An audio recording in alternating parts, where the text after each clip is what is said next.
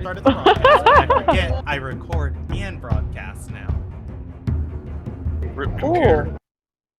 It'll do fine. It's fine Oh. probably. Oh, whoa, what's going on? Why? I finally got my laptop. It came Oh, earlier than I yay. thought it was gonna come. Hey, It just arrived? congratulations. Yeah. It's awesome. Yeah. I'm looking Alright, forward to my phone case tomorrow. I should pull up the Twitch channel too, just in case anybody starts talking on it. All right, welcome to the Ilderon Tales. This is the Scholars, Saga 1, episode 19 of their campaign. We have a full party. Yes, we have a full party tonight. I had to think about it for just un secondo. You are watching, we are going to be playing Dungeons and Dragons tonight. If you are unfamiliar with how this game works, it is a role-playing game. Things can go in any direction, and it is going to be a wild and fun time. Everything you're going to see tonight is live storytelling. And I think this is more evident tonight than any other night, because we have Rob guest starring again with the potential of an appearance. I sent Rob 100% of my notes tonight, and that is probably about 10 times as many notes as I make for most of the sessions. So yeah, that's the behind the scenes of these things can grow very, very organically. Moving on from there, if you're under the age of 14 and you're watching this, please stop now. This isn't like my other content.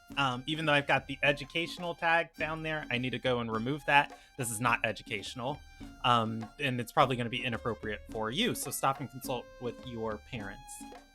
Final thing. Oh, if you're unfamiliar with our setting, we're playing in the world of Ilderon, and now I have to point in that direction over there. You can Google search Ilderon Tales, or jump into our Discord, and you can learn more about the setting. It's going to be a heck of a ride.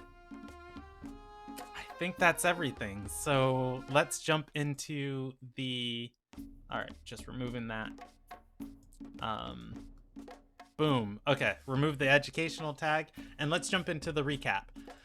So last session was a doozy. Last session started on the 32nd of Noble. The party was in the region of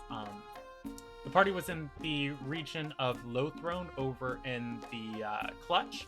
They were hanging out with the Warforged and getting ready to teleport to the island of Coven, where they would be received and find somebody to watch the phoenix eggs they had just acquired. While they were doing this and waiting out the night, Azure and Nyoka went to hunt the one stray phoenix that had spawned and was doing really well and hunting in this region. We did not hunt. Those aren't the droids you're looking for. Yeah, okay. We took an excursion and then came back. Yeah, we took an excursion. Nyoka and Azure tried to track the creature. Upon finding it, the creature proved to be very lucky as far as its spawning, and was a little bit more than they bargained for, and just in the nick of time. It was lucky. Yeah. It was very lucky. Not only was it lucky in rolling a d8 on its spawning dice, but it was lucky in rolling a crit on its opening attack against Azure. Let's try and tell me that's not the luckiest phoenix in the world. That said, though, Nyoka grabbed Azure's body at the very last second, running away from the hunting grounds and saving Azure's own life. Heading back into Low Lakes, the party grouped up. Were told to follow proper protocol next time, and they, in each one of the, or rather, I guess all of the party teleported to Coven in the following morning. On the 32nd, or on the 33rd of Noble, the party was in Coven and everybody was able to discuss with the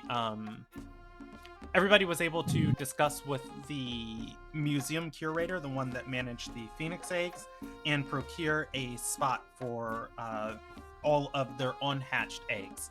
The hatchling's going to continue to travel with the party, and to make sure that the eggs are well taken care of, XI asks for collateral. And in case anything happens to the eggs, XI is going to destroy whatever item he takes from the university. With that, the curator commented how strange of a Warforged XI was, as most units have most units, their name stands for something, and she hasn't heard of a XI unit before. The party didn't pay it much attention, and they headed on about their business, talking to Simmer. They let Simmer know what was going on inside of the Low Lakes.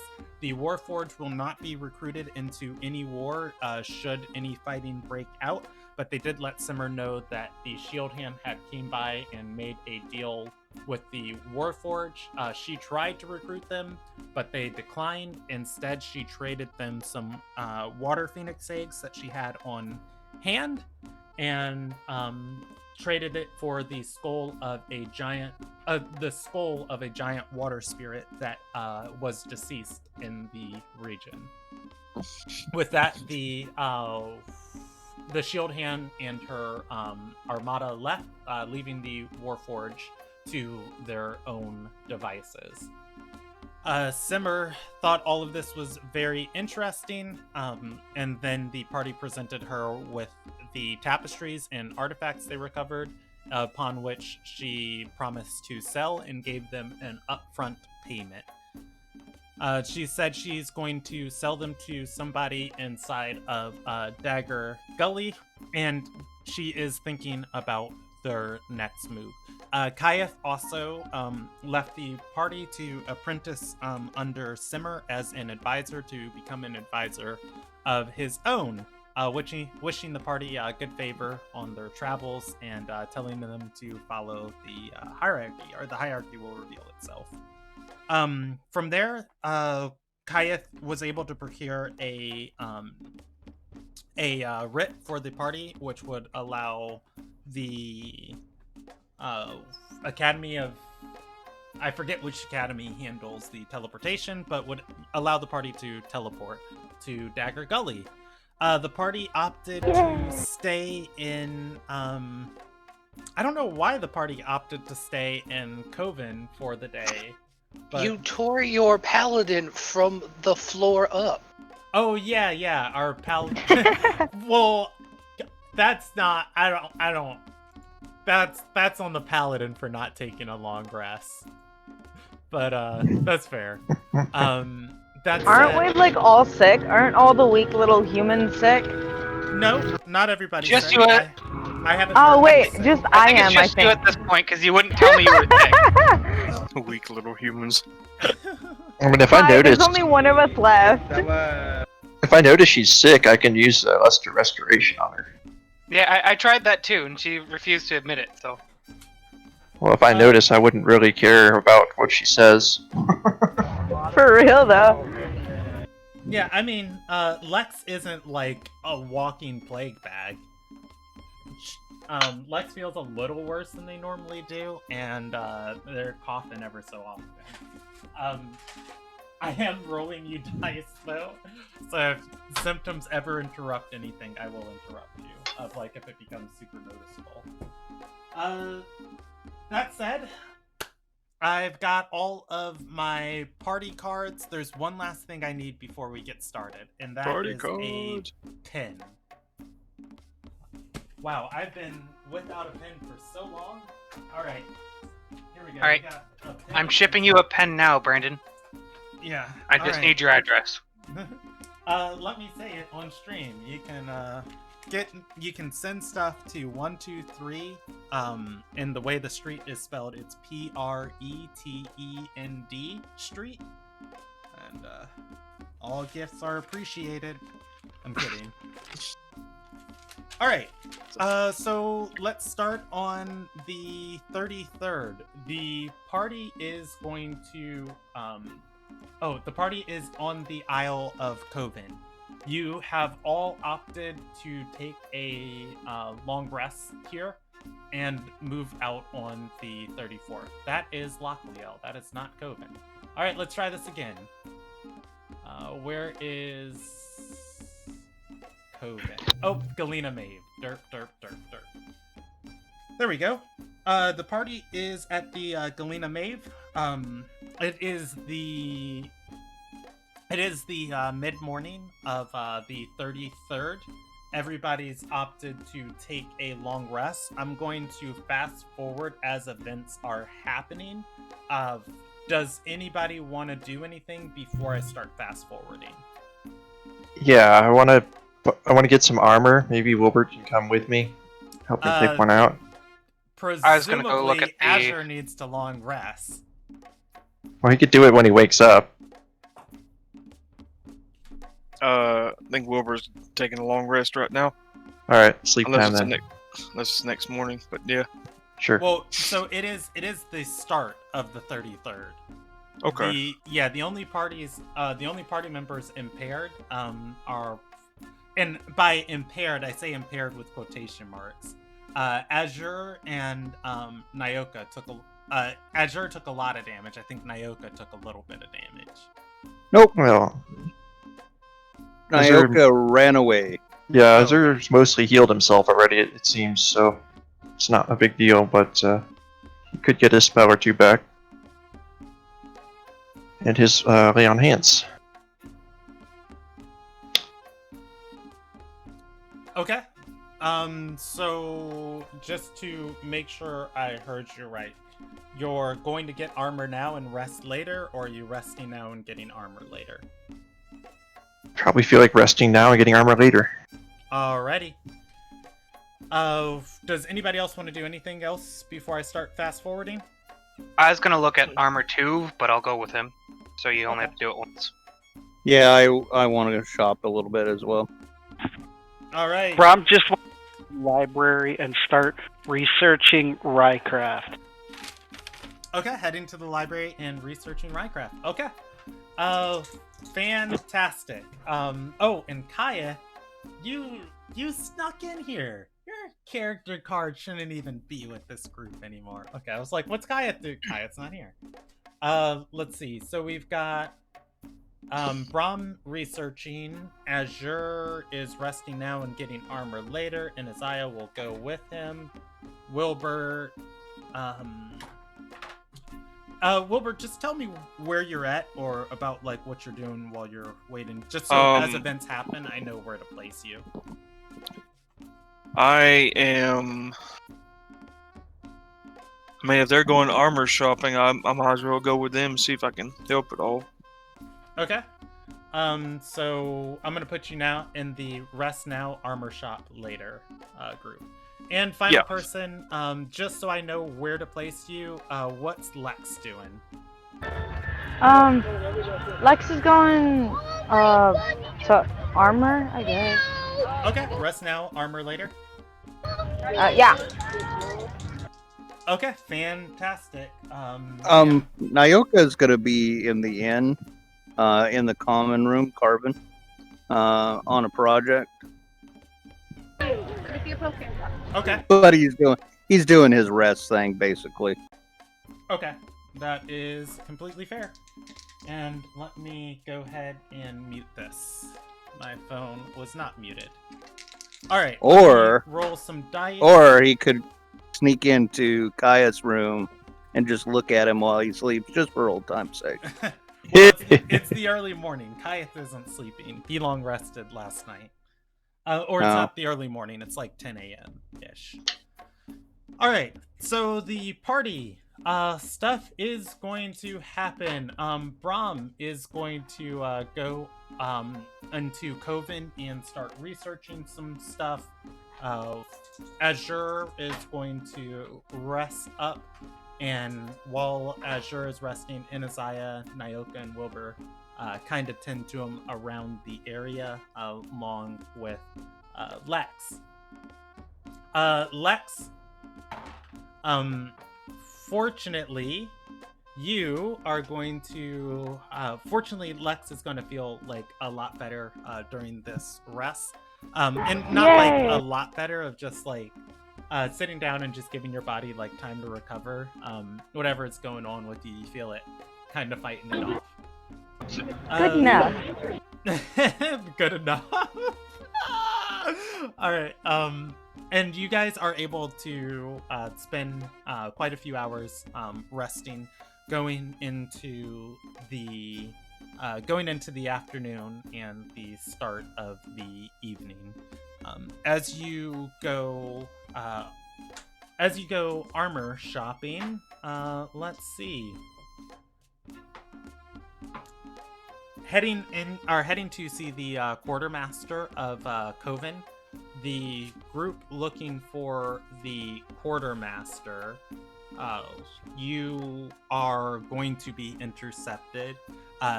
As you guys are walking through the halls of Coven, let me pull up a NPC.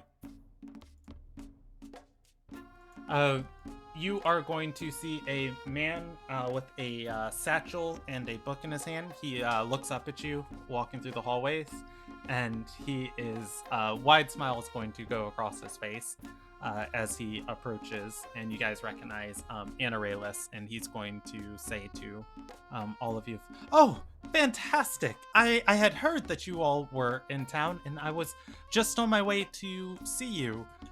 I was wondering if perhaps I could borrow from your ranks." He points at Lex. My what? Borrow from your ranks. He wants one of you to come with him, and he's saying he wants to borrow Lex. Oh no.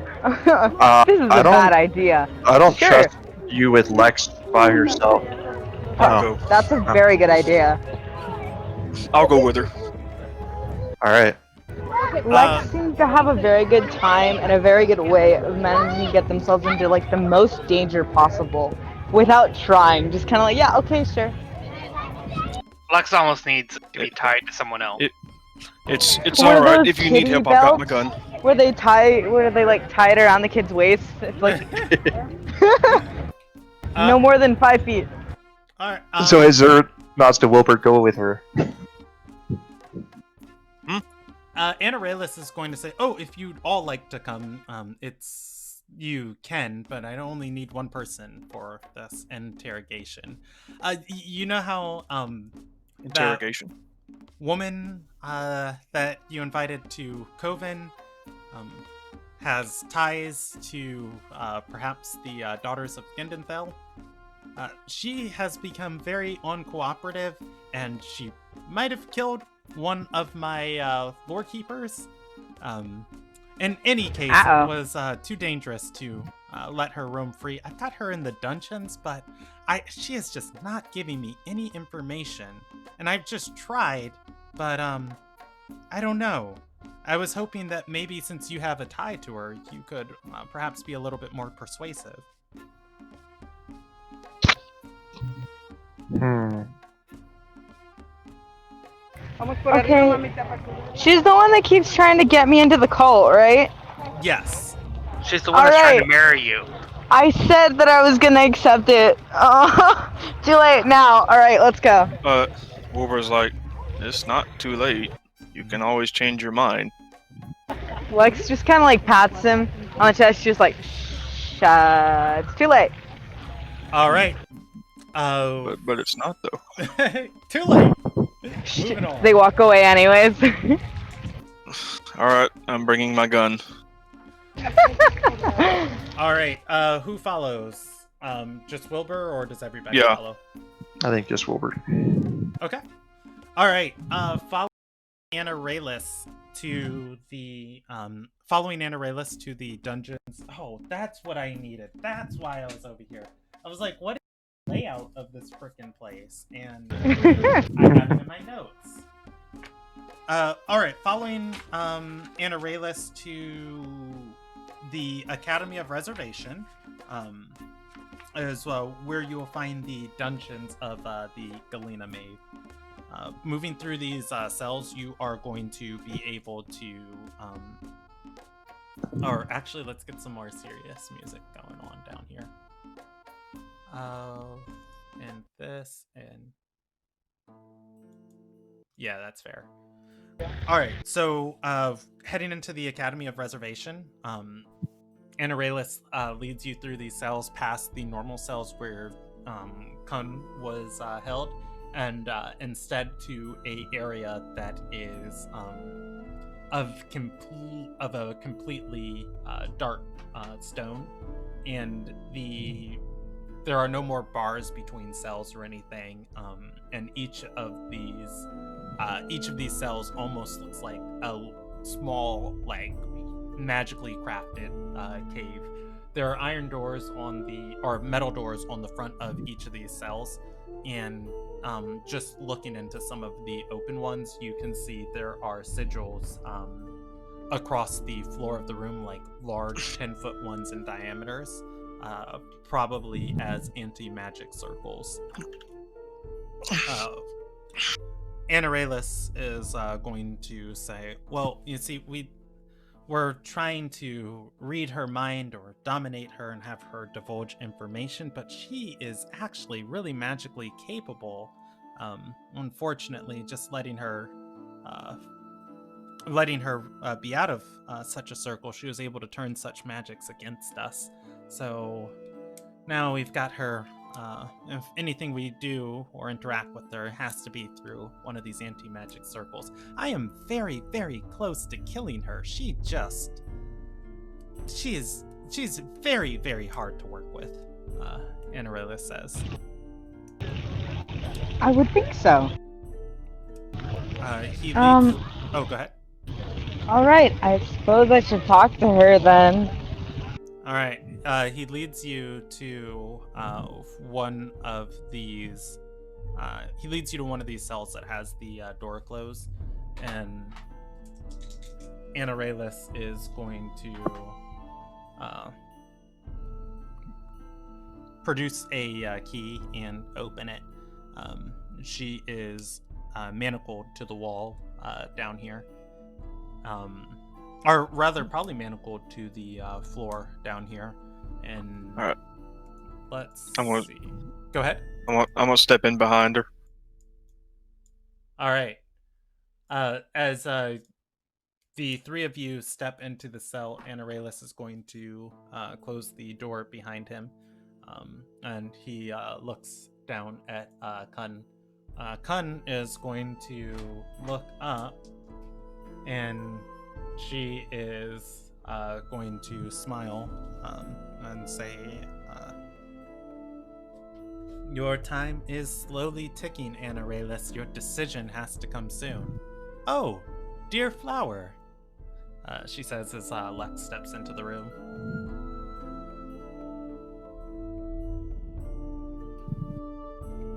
That is low-key creeper, but I'm not gonna say anything yet. Anarelus is going to say, well, so I thought I'd give you one final chance to give me any information.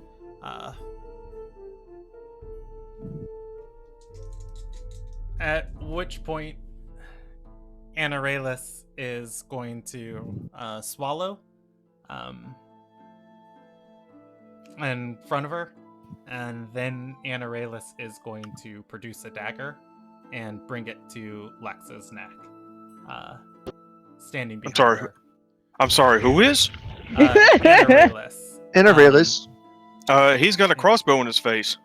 Anarelus is going to speak up and say, you better give up everything you know, or I'll kill your precious one. I'll do it. I'll do it. Put the dagger down. I will pin you to this wall. Lex gets themselves into the stupidest situations. Kun And is that's why you going- got an escort. Kun is going to I really laugh do need an escort. and say, this is what you've come to, Anarelus. Really?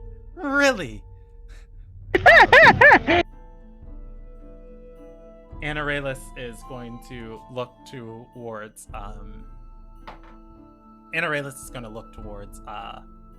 Wilbert and say, and he's gonna whisper and say, I'm bluffing. And Kun is going to say clearly. That's Put- great. It down. At You have which 3 point, seconds. Anorelus is going to say, well, I guess you bested me. He's going to take the dagger and say, oh, I'm all out of tricks, so I'll just leave you here with your companion. And if you want to say any final words, sir, I'm going to have you executed tonight. Might as well get them off your chest now. Kun starts chuckling. Anorelus is going to put the dagger back at his waist, and he is going to unlock the door and step out. As he walks out, Wilbur's gonna kick him in the ass. You lunatic! Anorelus is going to say, ow! And he's going to whisper again to Wilbur and say, it's a tactic. Come on. Let her think she won. Idiot. Lex spent this whole time, even after they got the knife to their neck, just looking very confused. Just kind of like, Lex knows that he's bluffing, and she's very confused as to why things are happening. They're just like, can we just like not do this, please? Anorelus steps out of the room. Does Wilbur step out with him or stay? No. I'm staying in the cell. Okay. He's going to close the door. The slit of the door stays open. Ever so often, you guys see Anorelus raise up and just like very subtly like peek over the slit into the room. He is, however, not great at stealth.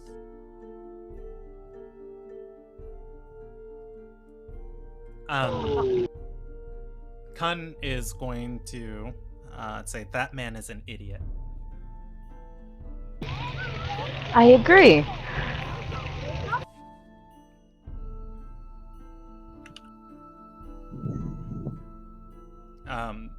She's going to speak up and say, I don't recognize this one.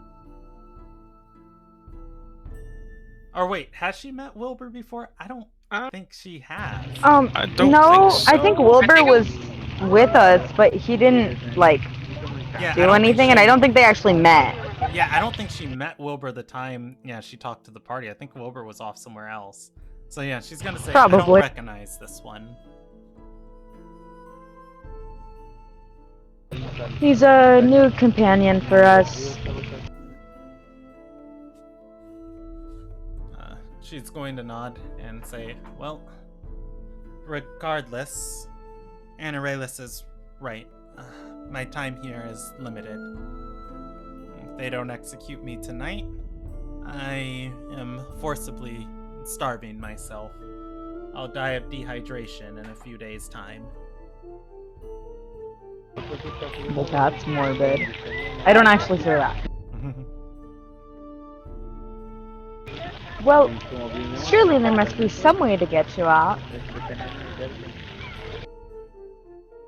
She's going to raise an eyebrow and say, oh, you're seeking to free me? Bad decisions, bad decisions. Well, yes. I want to know more about the... It's called the Coven, right? Daughters of Gindawai. Daughters of Gendawai. Sisterhood. Yeah, the I'm curious about the sisterhood. You know what? Real quick. Roll me a deception check on that. And go ahead, Wesley. I was just say, could I? What do I have to roll to see what I guess know what I know about the sisters at Gendua? The daughters of She Gendai, does go not. ahead. Excuse me, Believe daughter. me. Yeah, go ahead and roll a intelligence check. They are a very secretive I got a organization, 6. so it's gonna be really, really, really big on the history, or rather the difficulty of it. Well, I Okay, mean- and I will handle that as soon as I get this history check. It's not a save, Wesley. It's Oh, it's a. Yeah, well. I'll allow you to use the same roll, but just add your history bonus to it. So it's going to be that 14 was, plus whatever your history is. Whatever my history is. Yes. 16. All right. So at a 16, you're not gonna know who the daughters of Gendoi are. Like, doesn't ring any bell to you, but there is a weird religion of a sect of Darnthel called Gendenthel that you have heard of. Most people who follow Gendenthel are are viewed as crazed demon worshippers. You know there is more to it than that, but Wilbert's never bothered to, investigate. He figured out enough. Yeah. Yeah. I'm just like, that's not for me. I'll stick to whatever. No, I that's believe fair. in. That's fair. Okay, so not that I am aware of, Havoc, by the way. All right, so at that deception, Kun is going to chuckle and say, I bet Anarelus brought you here, perhaps tried to bribe you with some harebrained scheme. Get me out and get me to start talking to you and give me the illusions of freedom. She shrugs and says, I'll take my chances with coming back from the bridge.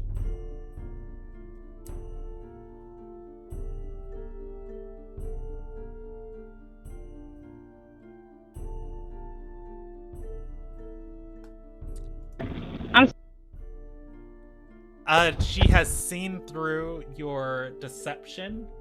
Oh, she doesn't no. feel like you're invested in the cause. She thinks you're on Anarelus' side.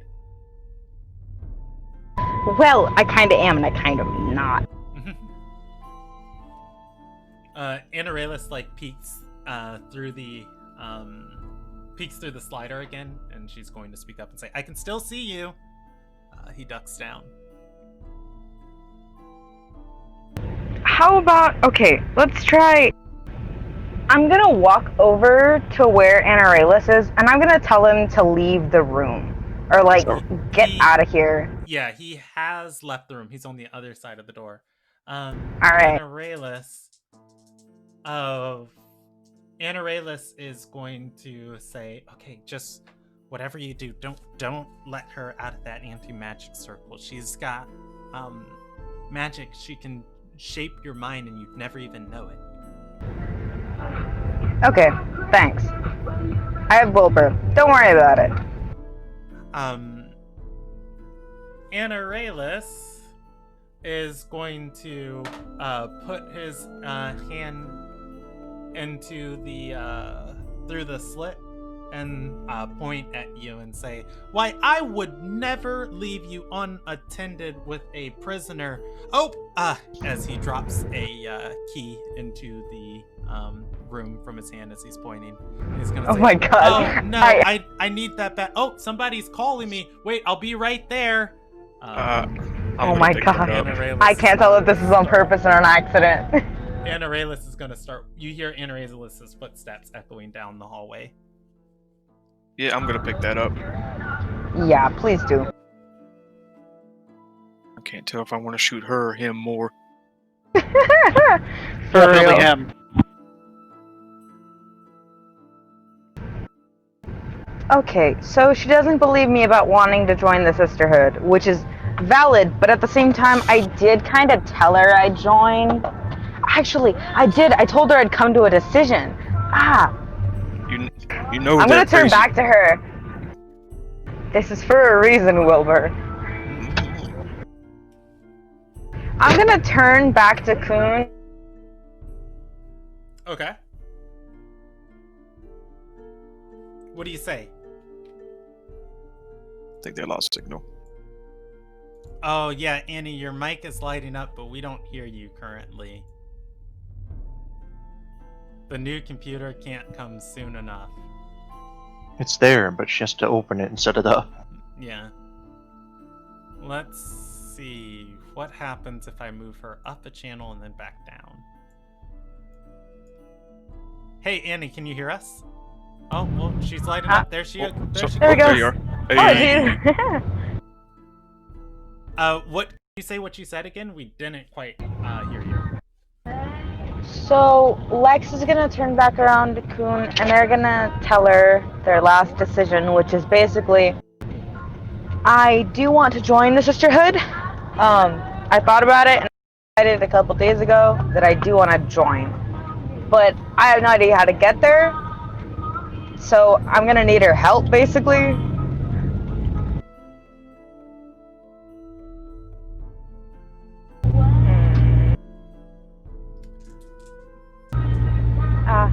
You know what? Okay. I think I'm gonna need another deception check from Lex.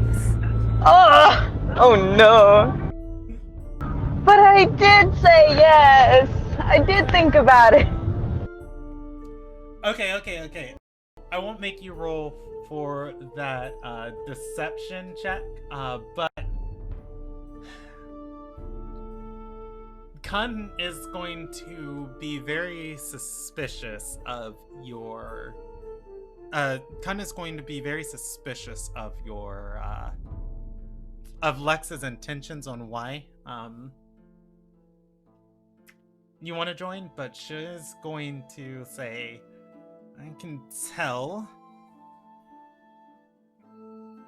tell that there's something holding you back from true enlightenment, but one never does find it unless they have the opportunity to be exposed to it. She looks at Wilbur and says, attendant or not, this offer is for you and you alone. I understand. And I'm still willing to go through with it.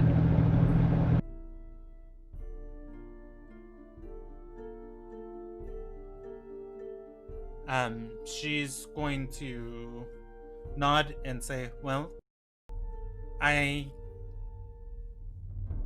can help you join our ranks. By which I'd either need to be able to send a sending to someone, or I need to be able to speak with you in private. Again, looking to Wilbur, then looking back and say, his kind aren't welcome among us.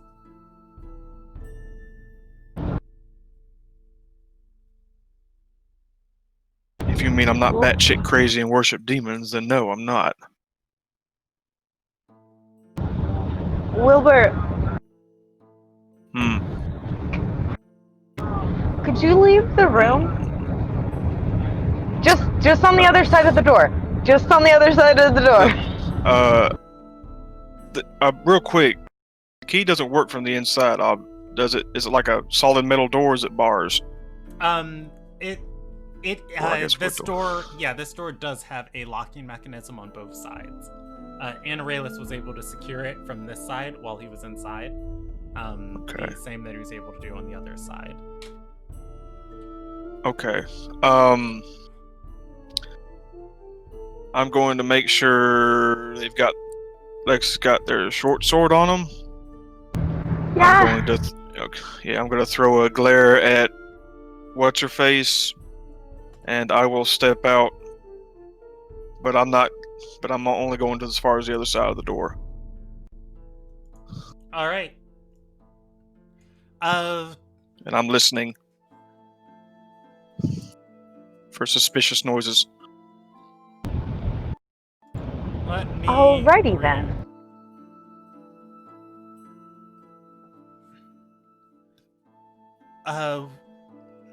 Roll me a perception check. Come on, dice, let's go. Oh. Just Wilbur or me too? No. Wilbur's listening from the other side. All right. She's going to begin whispering. She's going Fucking to dice, man. She's going to say,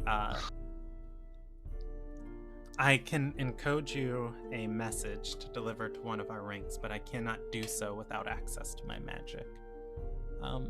Even when my body gives up here and my soul is released to the bridge, I'll be able to find my way back into Ilderon. Until then, another of my circle can lead you. You only need to witness what we seek to do in this world and the freedom upon which that we are going to offer it. I believe right now the more effective members of our circle should be wiping the filth that is Dagger Gully off of the face of Ilderon. Go there and witness the magnificence that we're able to bring. Upon which, if you wish to know more about our circle, seek me when I'm free. Okay, so Dagger Gully? Alright, She nods. okay. Are you sure you'll be able to get out alright? She is going to nod and say,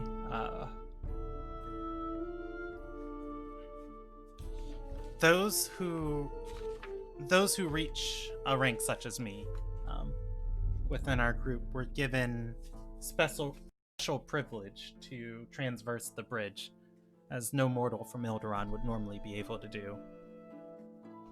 With enough instruction, we're able to find spots and areas inside the world upon which we can return. Alright then. I'll take that as you being safe. So, is there anyone that I can contact in Dagger Gully to be able to get in, or will they find me?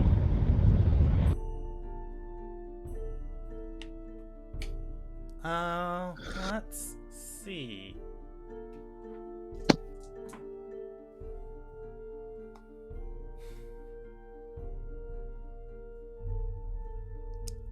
There is, she will say, if you can write this phrase in an abyssal script, somewhere prominent and a place to meet, one of our circle will be able to find you. And she's going to whisper a phrase. Lex doesn't know abyssal, so you'd have to get somebody else to translate like the text into abyssal, but I'm going to give you what it says. It slipped my mind. Okay. But That's for all okay. intents and Okay. purposes, you can say Lex knows it. Alright. Oh no. Okay. Thank you very much. They're gonna turn around and tell Wilbur to come back in now, I guess. Alrighty, stepping back in. Lex looks just a little bit shaken, kind of like disturbed, but also kind of satisfied with the amount of with the amount of progress that they've made with finding stuff.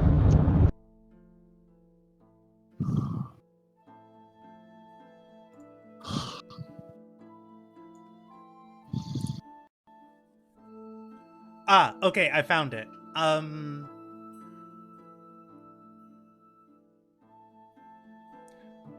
The greatest sin is blindness. That is the phrase. If you write it in Okay, I'm gonna write that down. Yeah. The greatest sin is blindness. At that, Kun is going to nod and say, I've got nothing else to share with you. Unless you're going to end me now. Here and now. Or right here and right now. Would you like me to?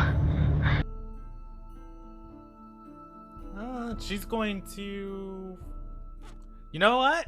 She's going to nod and say, Oh, definitely Jesus save Christ. time. She's... probably the first time she has risen her neck like this. She'll raise her neck. And you can see that there is a scar there of a time when this probably has happened before. Yay. Okay. I suppose I should then. I don't think that's a good idea. Yeah, Lux looks even more disturbed now. Like they're still kind of going along with it, but they're definitely like, that's not a good idea. You don't kill her?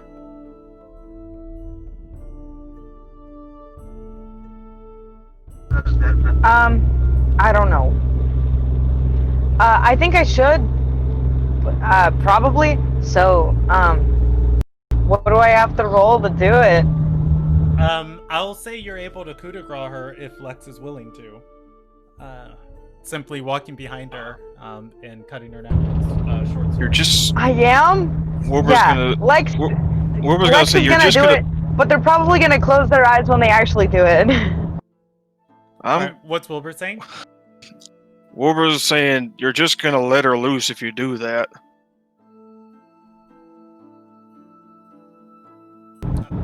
Lex is gonna look at him and she's gonna be like, I know that, but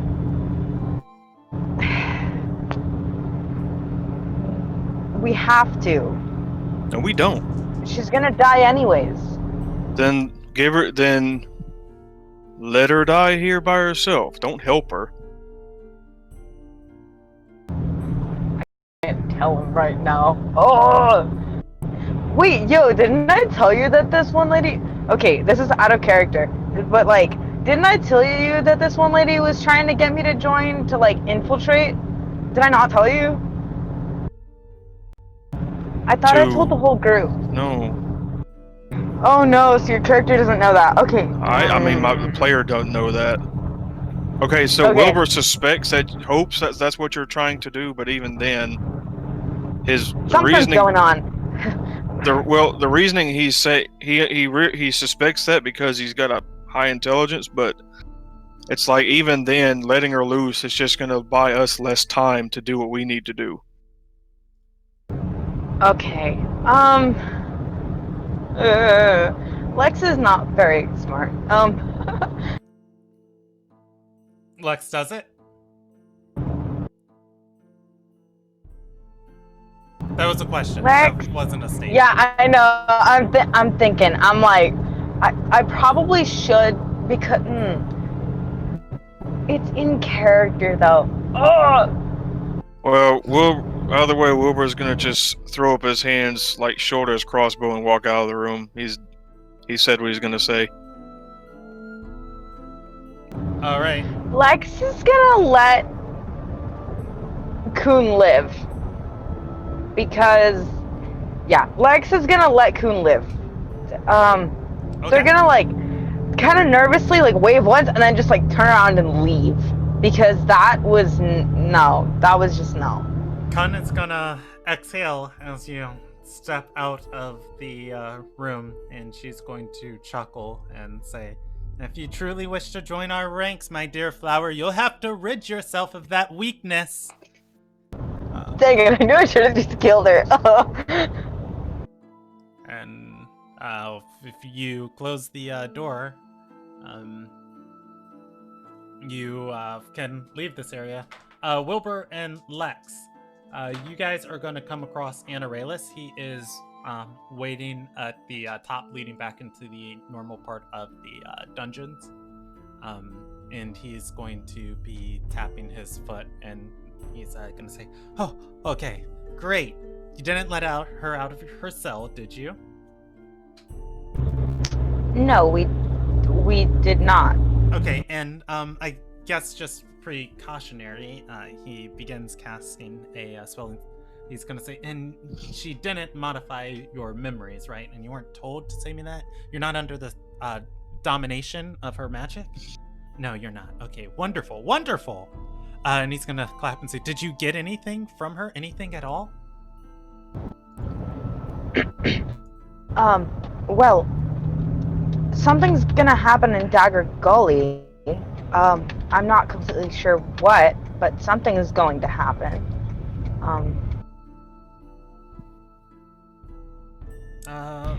I managed to get her to tell me, something, and so that way I can meet with the rest of the sisterhood, but that's pretty much all that she told me.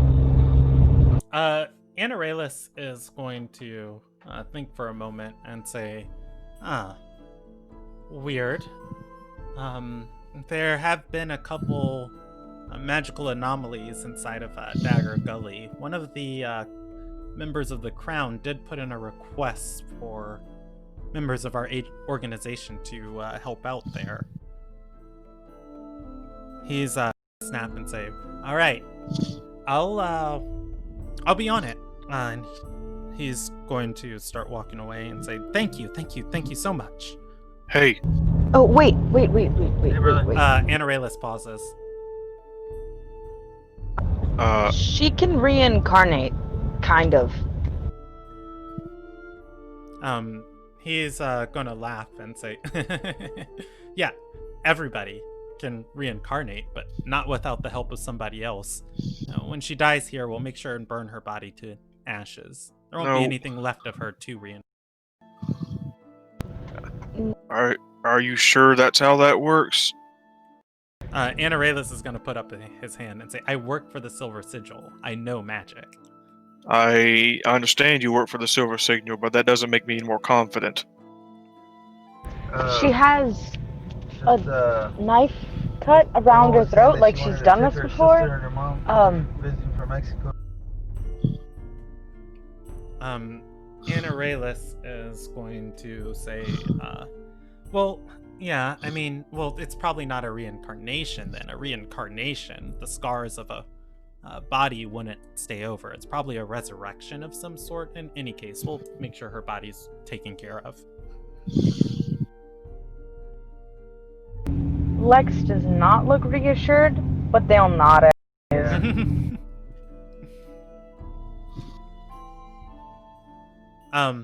Anaralis is gonna, like, if Lex is like looking a little bit disturbed at this, Anaralis is gonna say, look, I'm a quick learner.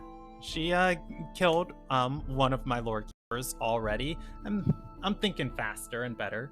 I'm making sure I'm crossing all of my I's and dotting all of my I's and crossing all of my T's.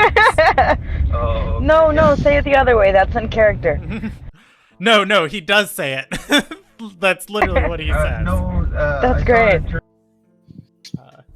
Anaralis, at that, is gonna straighten up his light clothes and start walking down the halls of the dungeon. Before he stops, turns around and says, can I have her cell key back, please? I need to return that to I was waiting to see if you remembered that eye or not. And I'm going to just toss the every eye key to dotted him. as it should be. He's going to catch the game. I'm just rolling a percentage die on how well he does. He catches it. Yay. It, like, kind of thumps against his chest, brings both hands there, and Anaralis is going to walk away looking as dignified as possible. Great. All right, you guys can head to meet up with the rest of the party at the Quartermaster. Yay. Yes, go ahead. I want to try to meet up with our what's her name? Our handler, Advisor, Simmer. advisor, Simmer. Oh. Yeah, I I'm love gonna go her look for name. Simmer. Okay. You don't ever have to look terribly hard for Simmer. She's most of the time. Oh, what did I just do with that sheet? Oh, here we go. Where did I put her offices? If you get the rank of advisor, you get an office. I'm gonna say she's. I didn't place her office. I'm gonna say she's at the top of the Academy of Reservation. Okay. So yeah, just going up a stairwell and Simmer's office. Simmer. There we go. And I'm gonna come back to you just to be fair for the rest of the party. That's fair. Which way do you go, Lex? I'm gonna follow Wilbur. Lex is like out of it. All right, that's perfectly fine. Okay, so rest of the party, you're going to go armor shopping at the quartermaster. I'm not gonna roleplay this super heavy just because you guys have been at this quartermaster several times and you pretty much know how things work down here. There are, the halls of this place are huge. There's all of those safe boxes that each member has, and then just all the areas like where different valuables are kept. The quartermaster Freydinea, she's got runners to fulfill any requests of the different sigil members coming down here, and she's got a large circular desk and the entranceway to these halls, and it is dark down here. She will be sitting at her desk. What is she doing? Probably reading idly at a book of astrology. As you guys step down here, she's going to put a feather in her book, close it, sit up, and say, well, what can or how can I help you today? And the party, you guys are able to buy anything you want off of the loot table with loot points that you have, or from the player's handbook with gold that you have. What's everybody looking for specifically? I'm actually wondering if you happen to have a great deal on a used plate mail suit about my size. Okay. What's the chances she'd have that? Silver sigil agents get killed all the time, so I'd say probably about 50% that somebody died and there's one there, but a plate mail user, that's a little bit rare, so I'm going to go with half of that. So 25% chance she has that in stock. 89% she's going to say, just your luck. We had an agent in the, or we had a group dispersed in the Tide Gate. The agent brought back one of his lore keeper's gear that perished, and the incursion. I think we can make a few adjustments, and it should be able to fit to you. Sounds fine. And what can I offer you for this? I have this half plate, of course. Trade in. She'll look at you. And she'll say, let's see, with the half plate, that's gonna be, what, 375, and then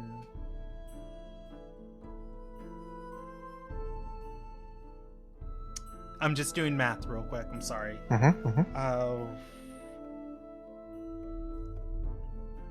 She'll say if you trade in the half plate with about 640 more gold, that should be about enough to cover everything.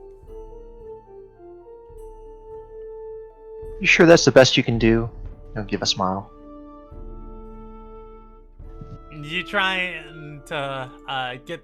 Are you trying to persuade yourself into a little bit better of a discount? Give me a persuasion check. Yeah. Give me that persuasion. At a 20, she's going to say, well, if I don't have to have any of my what would they be? Agents? I guess they'd be her agents. If I don't have to have any of my agents make adjustments to it or Oh, I have an bang out- armorer who travels with me. No worries. bang out the dents, I could do it for 400 gold without draining the coifers too much around here, along with your half plate. Sounds mighty fine. I look around at my companions. Can you front me 40? Any of you?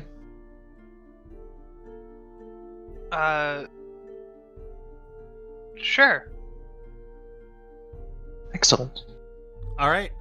With that, she's going to send off one of the runners. They return with several bagfuls of clinking metal. You can hear that this is the plate. Nyoka looks at Azure and says, "This be Galkin. You only borrow from dead men." Won't be long. All right. Azure, you gain a set of plate mail. Out of character, who lent that to me? I did. Sounds like Inasaya. Inasaya. Okay. All right. What's anybody else want to buy down here? Wood. Okay. Shelby, for Nyoka buying that wood, I did put a conversion on the loot point table, which I can read to you right now. But you can. I was gonna do it gold. I'm sorry. No. It's fine. I did put a conversion for gold on the loot point table. It's on the second page, the fourth page, which is trade goods. Let's see, for wood, I didn't lie. Okay, so for 1 unit of wood, it's 1 pound's worth of wood, which the cost in gold, for a pound's worth of wood, it is 1 silver piece. Okay. Then I'm gonna buy 10 silver pieces worth. All right, you can add 10 pounds of wood to Nyoka's character. You can get that in any way you want. You can use firewood, logs, planks. They would probably be different. He would have different sizes, shapes, type of deal. It's for his carving, so. Okay. You can just add wood variety to your inventory. It's each unit is 1 pound, and you have 10 of them. That is good for Nyoka. Anybody else want anything? I'm not done. I'm not done yet. What's up? Nyoka's gonna ask if there are any straight sticks. Ooh, straight sticks here. I'm gonna say you have requested enough things that she has been looking to acquire them because Nyoka's been down here enough of I knew this was coming. So I'm gonna put it at a 75% chance on a straight stick. Nyoka, 25% chance. She is going to say, yes, I've actually had all of my requisitioners bring straight sticks. Or rather, I've had a order for a straight stick, knowing that you're going to request one. She produces several of the straightest sticks Nyoka has ever seen in the world. I'll buy them all. Well, the very edge of these sticks, each one, it's just the little tiniest curve. It's the little tiniest curve. Anything above a 25% was a success for Nyoka. It was 25% exactly. So they're very straight, but just a slight imperfection, is what you're telling If me. if anybody didn't have Nyoka's discerning gaze, they would never be able to tell these aren't the straightest sticks in the world. Azur's going to curiously study these with him. And is there one that he thinks you could just cut an end off and make it straight? Yeah, I was just saying. You know what? I'll say roll me a perception check. Roll me an investigation check. Wait, you rolled a 25 on a 25% chance. On a D100, that's in the range. No, it was 75%. 75% chance for it not to. Okay. It was on the brink. Yeah. All right. So, as you're looking at one of these sticks, yeah, you're gonna be able to see this little tiny twig. If I just snap this right here, it's the straightest stick in the world. It's gonna be I was gonna say it's gonna be a sleight of hand check contested by Nyoka's passive perception. Ain't that hard to beat. Okay. Yeah, if you want to break it off with Nyoka not seeing you, you can roll me a sleight of hand check. No. Yeah, Nyoka, you see Azure grab at one of the ends of this, these sticks. A little chip of wood falls to the ground, but otherwise, it's the straightest stick in the world. Nyoka's gonna buy all of them. Okay. You know what? You can add 5 99.9% straight sticks to your inventory.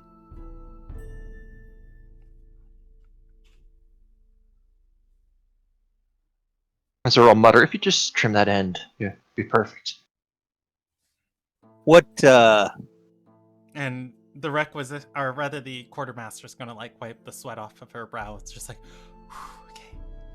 It's Well, how much was that, by the way? The sticks, you can.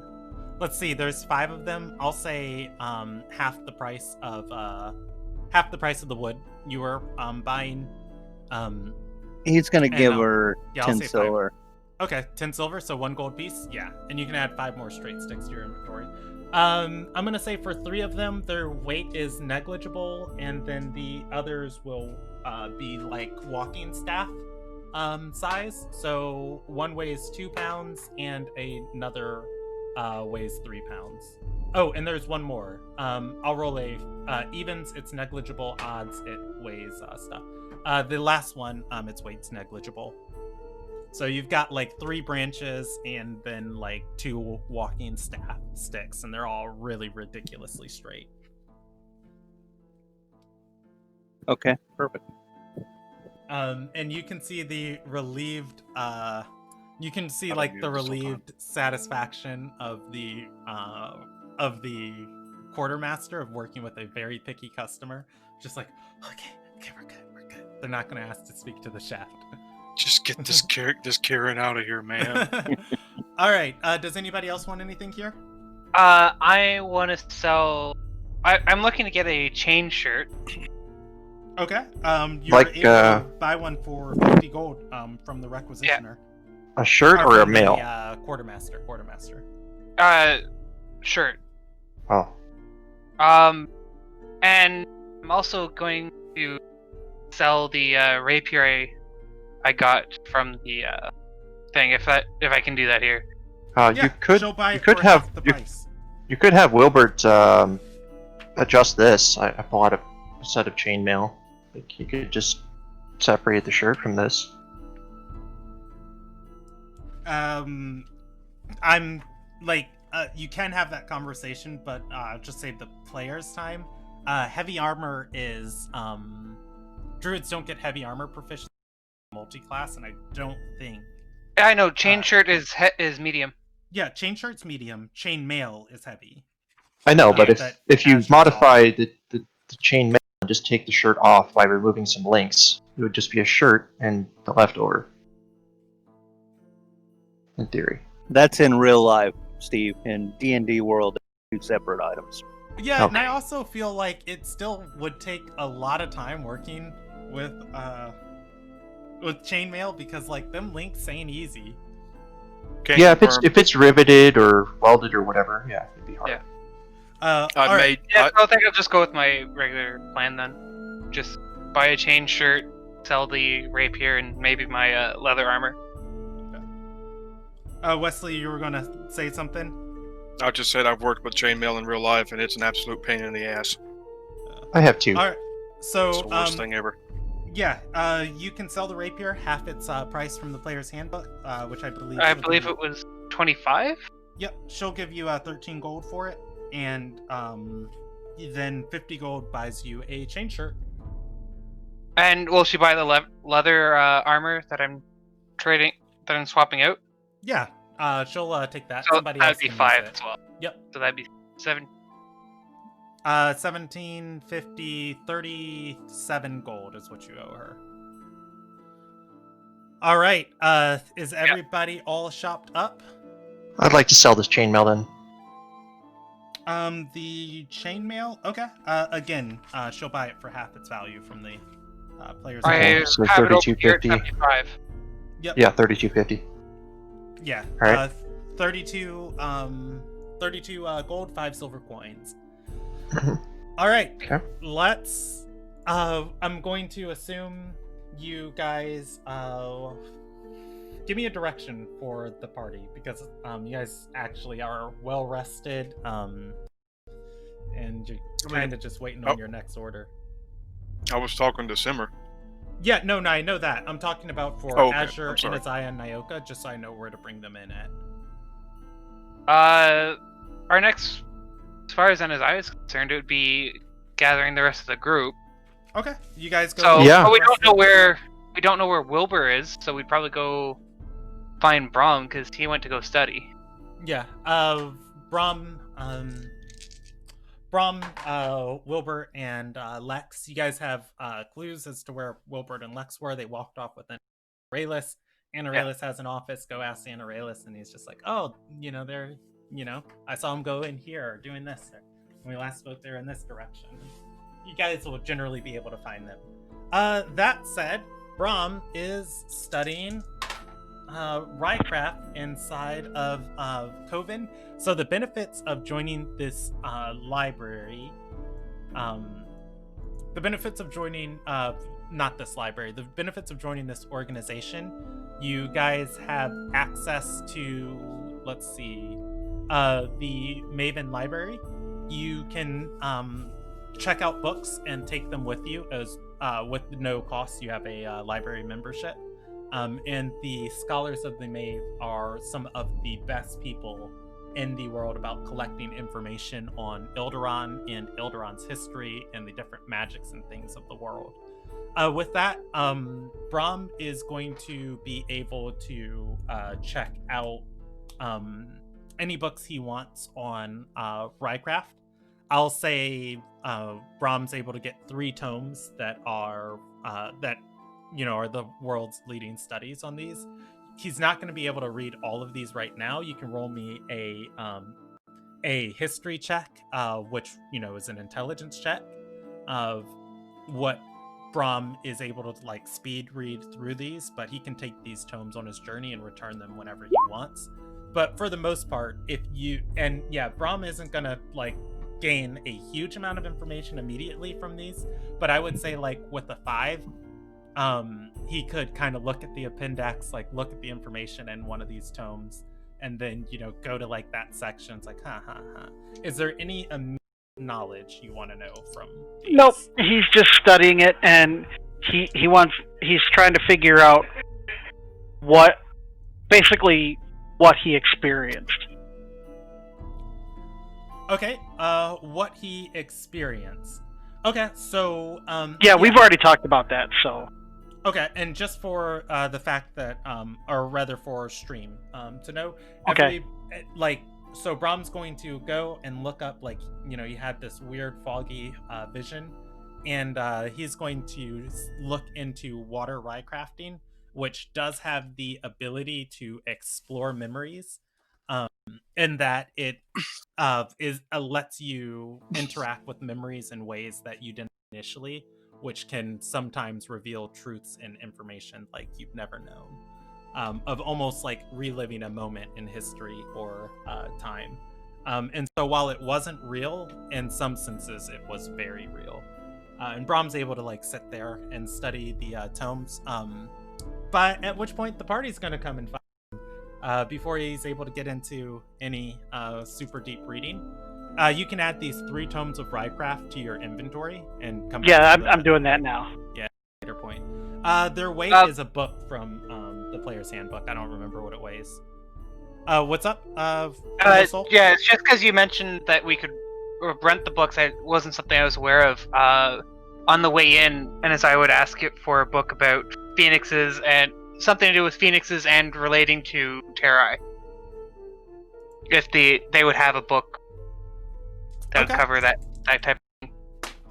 Yeah, again, they try and collect information on as many subjects as possible. I'll give Inaziah 3 books he can have rented out too. Okay. Now, here's the thing. Roll me a history check for Inaziah.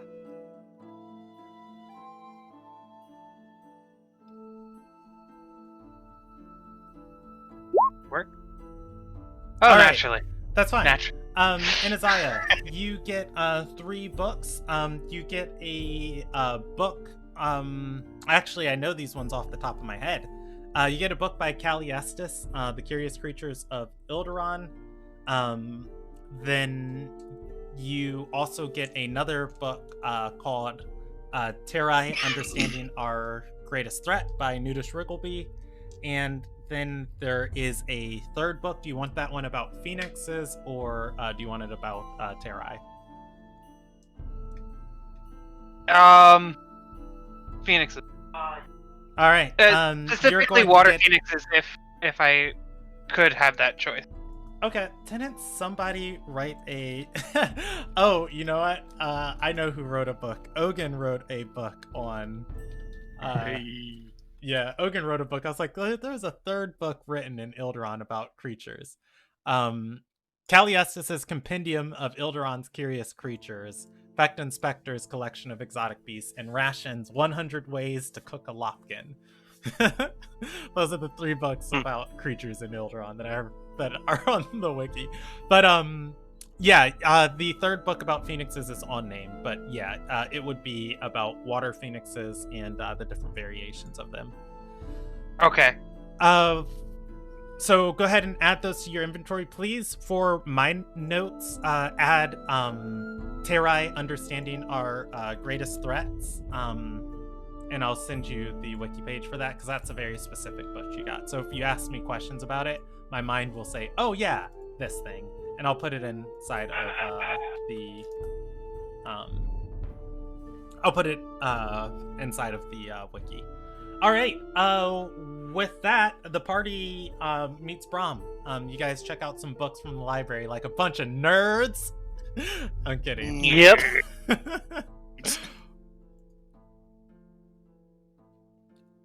And I'm just gonna assume you guys are gonna scoop up Brahm and go looking for the rest of the party, or did you want to say anything to him? Well, you guys really didn't do much role playing. I'm just gonna say you scoop up Brahm and you head to the find the rest of your party. All right. So Wilbert and Lex, you go looking for Simmer. Simmer is going to be laughing with somebody in her office. Not this person, because that's somebody else. And Simmer is going to... Oof, okay. So I don't have a character portrait for this other person, but you guys are going to walk into her office. There is a male there. He's got a set of robes on, and his spell tome is resting on Simmer's desk. They are sharing a glass of wine, and Simmer is going to look up as you guys step into the office, chuckling, and say, "Hey, Iruto, I'd like you to meet my. These are my agents that are currently assigned to me, Wilbert and Lex. The man is going to raise his glass of wine to you, and he's going to say, Aruto. Simmer's going to say he's the advisor he's the advisor to the Silver Sigil for Dagger Gully. I was just discussing with him about making sure our tapestries are sold inside of the city. Well, then he needs to hear this. I'm going to shut the door, and I'm going to say we just got done. So Anarelus had the idea to put us in a cell with that loony woman from Gendawai or whatever. Put a knife to Lex's throat, by the way, but apparently they're planning something in Dagger Gully.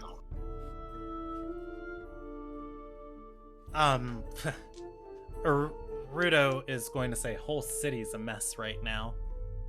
Don't think they'll be able to plan anything right now. Well, they are planning something, Genius. They just told us they are. And he's going to say, well, do you have any more information on it? I'm going to turn to Lex and say, you have a contact. Not exactly, but yes. I was given a code that I was to write down inside of Dagger Gully in order to get into contact with somebody from a sisterhood.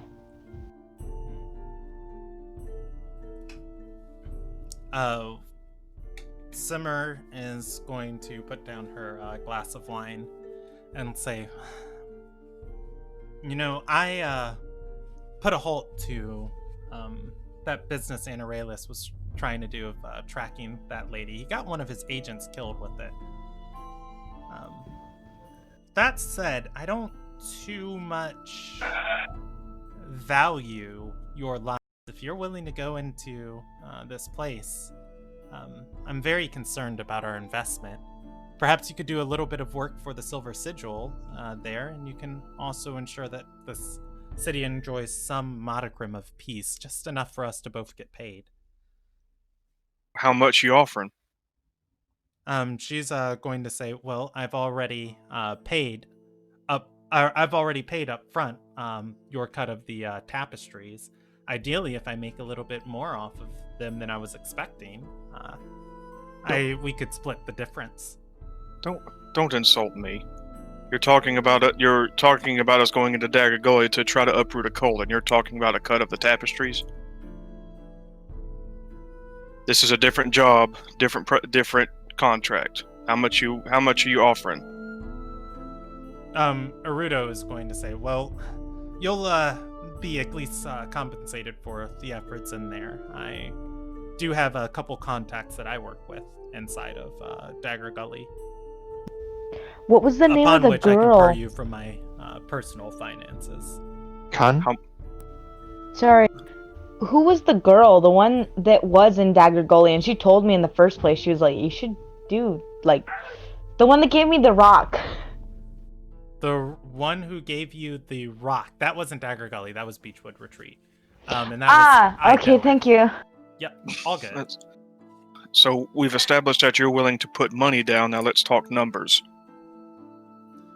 Aruto is going to say, well, I've got my own agents inside of the city. If payment is what you're seeking, he's going to shrug and say, if I come across any additional finances, I can pay you, you and your associates 1,000 gold. Otherwise, I should be able to investigate this nonsense with cultists. They seem to be popping up here and there. Shouldn't be much more and a little bit of effort to put down. Maybe a red axe zealot sneaking over and trying to worship some demon lord. Lex, what are these people called? She told you, didn't they? Mr. Kennedy, I need the name again. Second, why? Simmer actually does know too, because you guys have informed her. And she's going to speak up. Because if Lex did forget it at this point, it was told to her a little earlier. But Simmer's going to speak up and say, the daughters of Gindawai, a offshoot of a Gindenthal sect. Iritu is going to say, Gendenthal, over on the shores of Galkin. My, how times change. That is a lot of G's you just spit out there. Yeah. Simmer's gonna say, times change, but the weather cycles. So, you're offering 1,000 apiece, right? Simmer is going to say, "Oh no, our business is concluded." As then far I'm not as talking the to you. tapestries are concerned. But I'm talking to him. You're offering 1,000 apiece? Erudo is going to say, no. 1,000 for you and your agents. In which case he's going to say, the region's in my trust. I have contacts and other people that I can work with there. And yet you Well didn't know then. about this. I suppose you don't need the code for the cult, then. He's going to roll his eyes and say, all right, that information would be helpful.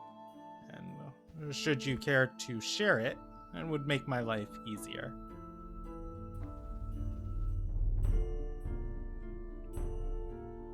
It's gonna cost you. 1,500 gold for the information. You got the coin? He is going to stand up, and... Ooh, does he have it on him? He's going to say, no, far too much to carry on me. Do you know where I work? Oh, we're gonna be here for maybe another hour, so... I will get moving.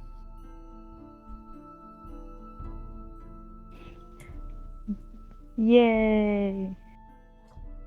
Eredo is going to chuckle and say, yes, I should get moving. That's been a pleasure, Simmer, as always. Alright. Bye. He is going to stand up and leave, nodding and say, Agent Wilbur, Agent Lex.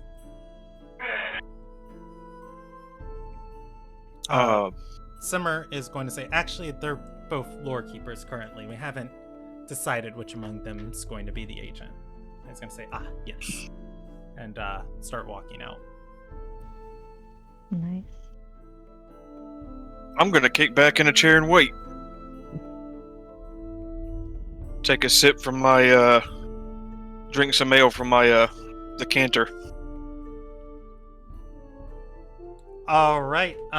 While you're waiting up here, the rest of the party is going to come in and catch up with everybody else. At which point, Simmer is going to say, as she's like watching you, and say, "You're sitting awfully comfortable for a man who just tried to intimidate the advisor of Dagger Gully." Intimidate. That's funny. We're just looking out for ourselves since, we can't rely on you people to supply us with what we need. So we have to get it wherever we can. That's what you wanted, right? She's going to, she's at this going to nod and say, well, you should be resourceful, even if that means extorting the own members of our organization. Oh. We gave you the opportunity to Look out for yourself. That's what I always say. I can respect Exactly. that. But we gave you all the opportunity to do this once, and you declined, so this is what we're having to do. At that, Simmer is going to look at the rest of the party coming in and say, well, I've made deals to ensure that the tapestry is sold and our profit is going to be intact. What I've traded you should be good for our deal.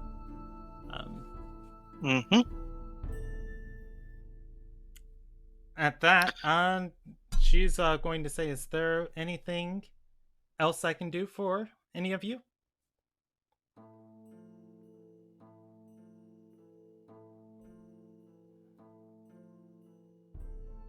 Zur holds the door for the rest. Yeah, Oh, Brahma's just waiting. we got payment incoming, so we're just gonna stick around here for about an hour or so. Oh, Also- okay. We're also done up about 1,500 gold. All right then. Simmer is What are we going getting to chuckle and say, you don't have payment coming. She's going to... she's going to say, that's Arudo.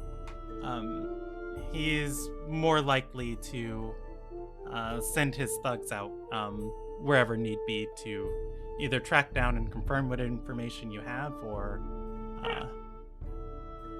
take it from your mind while you're sleeping. And Dagger Oh, is that Gully so? can work a little bit more intense than normal. Well, best of luck. Hope he doesn't get caught.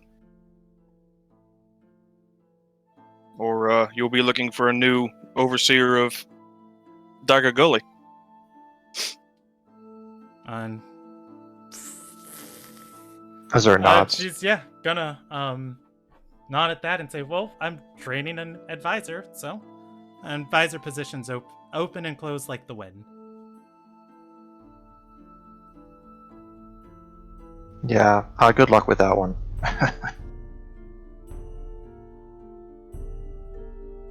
Don't let him cut your throat.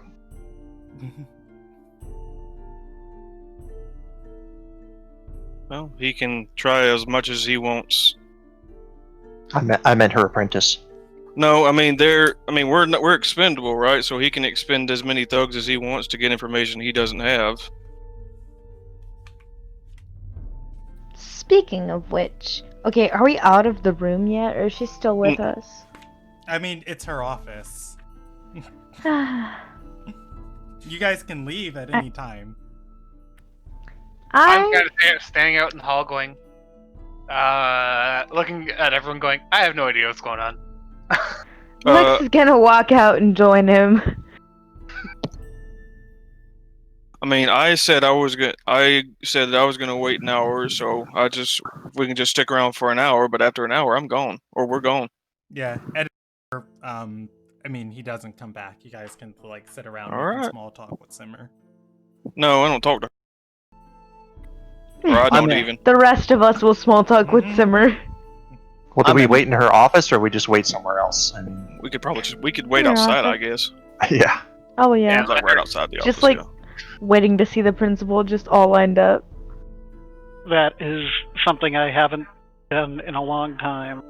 I'm admiring my straight sticks. Yeah, Nyoko's over here fulfilling. He fulfilled his life's ambition. Not Lex quite. is gonna go over and kind of like stare at them. Also, kind of like, wow, that's like really straight for a natural stick. Some kind of eldritch invocation.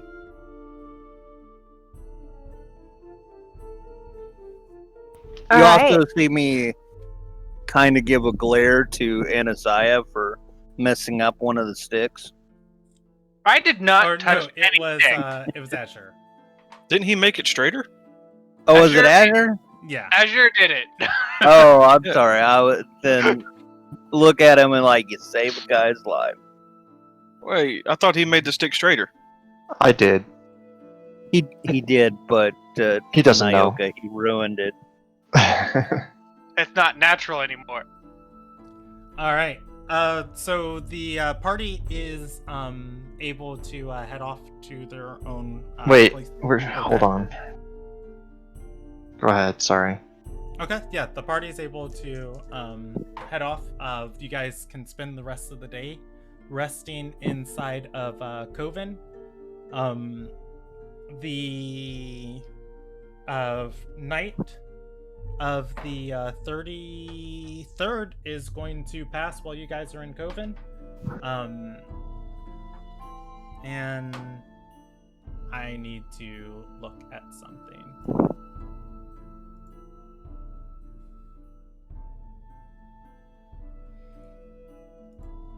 All right. Lex.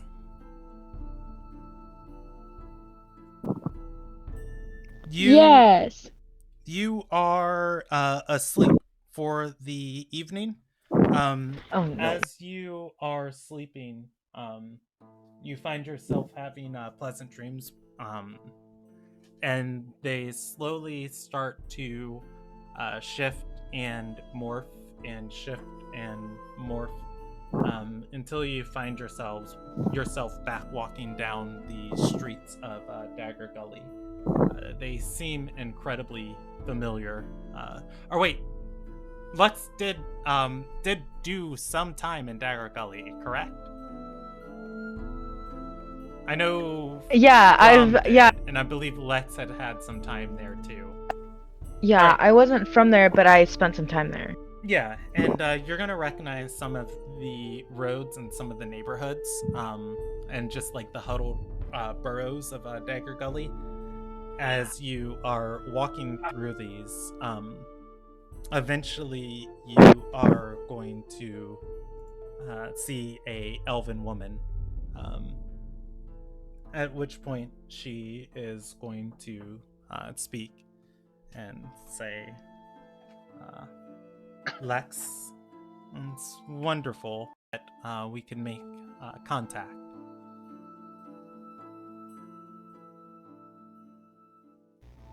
Who are you? She's going to shake her head and say, my name is not important for you.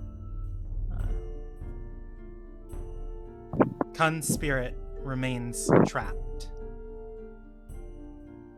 With that, I know that you're from her circle and seek her. Yes. We can meet with one another inside of Dagger Gully. Okay.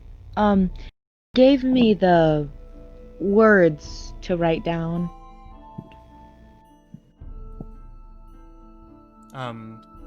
The woman's going to say, deliver them.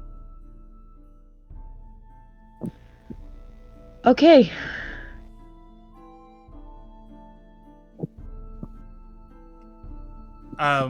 Do you just tell her what I told you, or Yeah. Okay.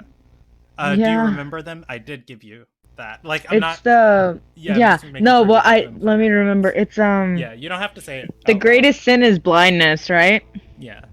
But in yeah. And abyssal. I'm gonna. You know what? Yeah, I'm just gonna say that in abyssal.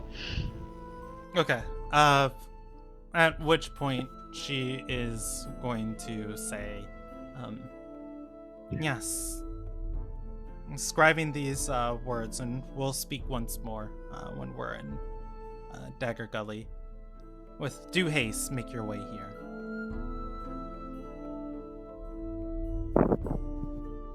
At which point, the dream is going to start dissipating, fading slowly. Find yourself softly falling back asleep and just drifting through your dream state again and again. At that, the rest of the night is going to pass uneventfully. Everybody wakes up on the 34th of Noble? Is that the month we're in? Yes, we're in the 34th of Noble. Yeah, what do you guys want to do? The first thing Lex says when they wake up is, "What the? Wait, chingada madre! What's that?" What?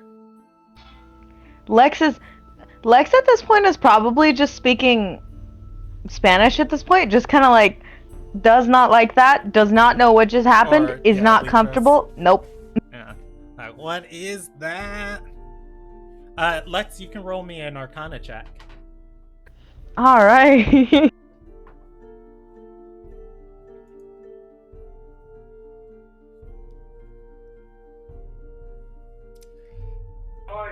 Oh, whenever I get that, I'll tell you, like what information Lex has of it. But yeah, the party's able to wake up. Everybody comes together. It is the 34th. This was the appointed day for traveling. Do you guys take your writ to the Academy of Innovation, or? Yeah. I have say so. Say something. Say that again for me. I would say so. Okay. That- I haven't got that roll, by the way, Annie.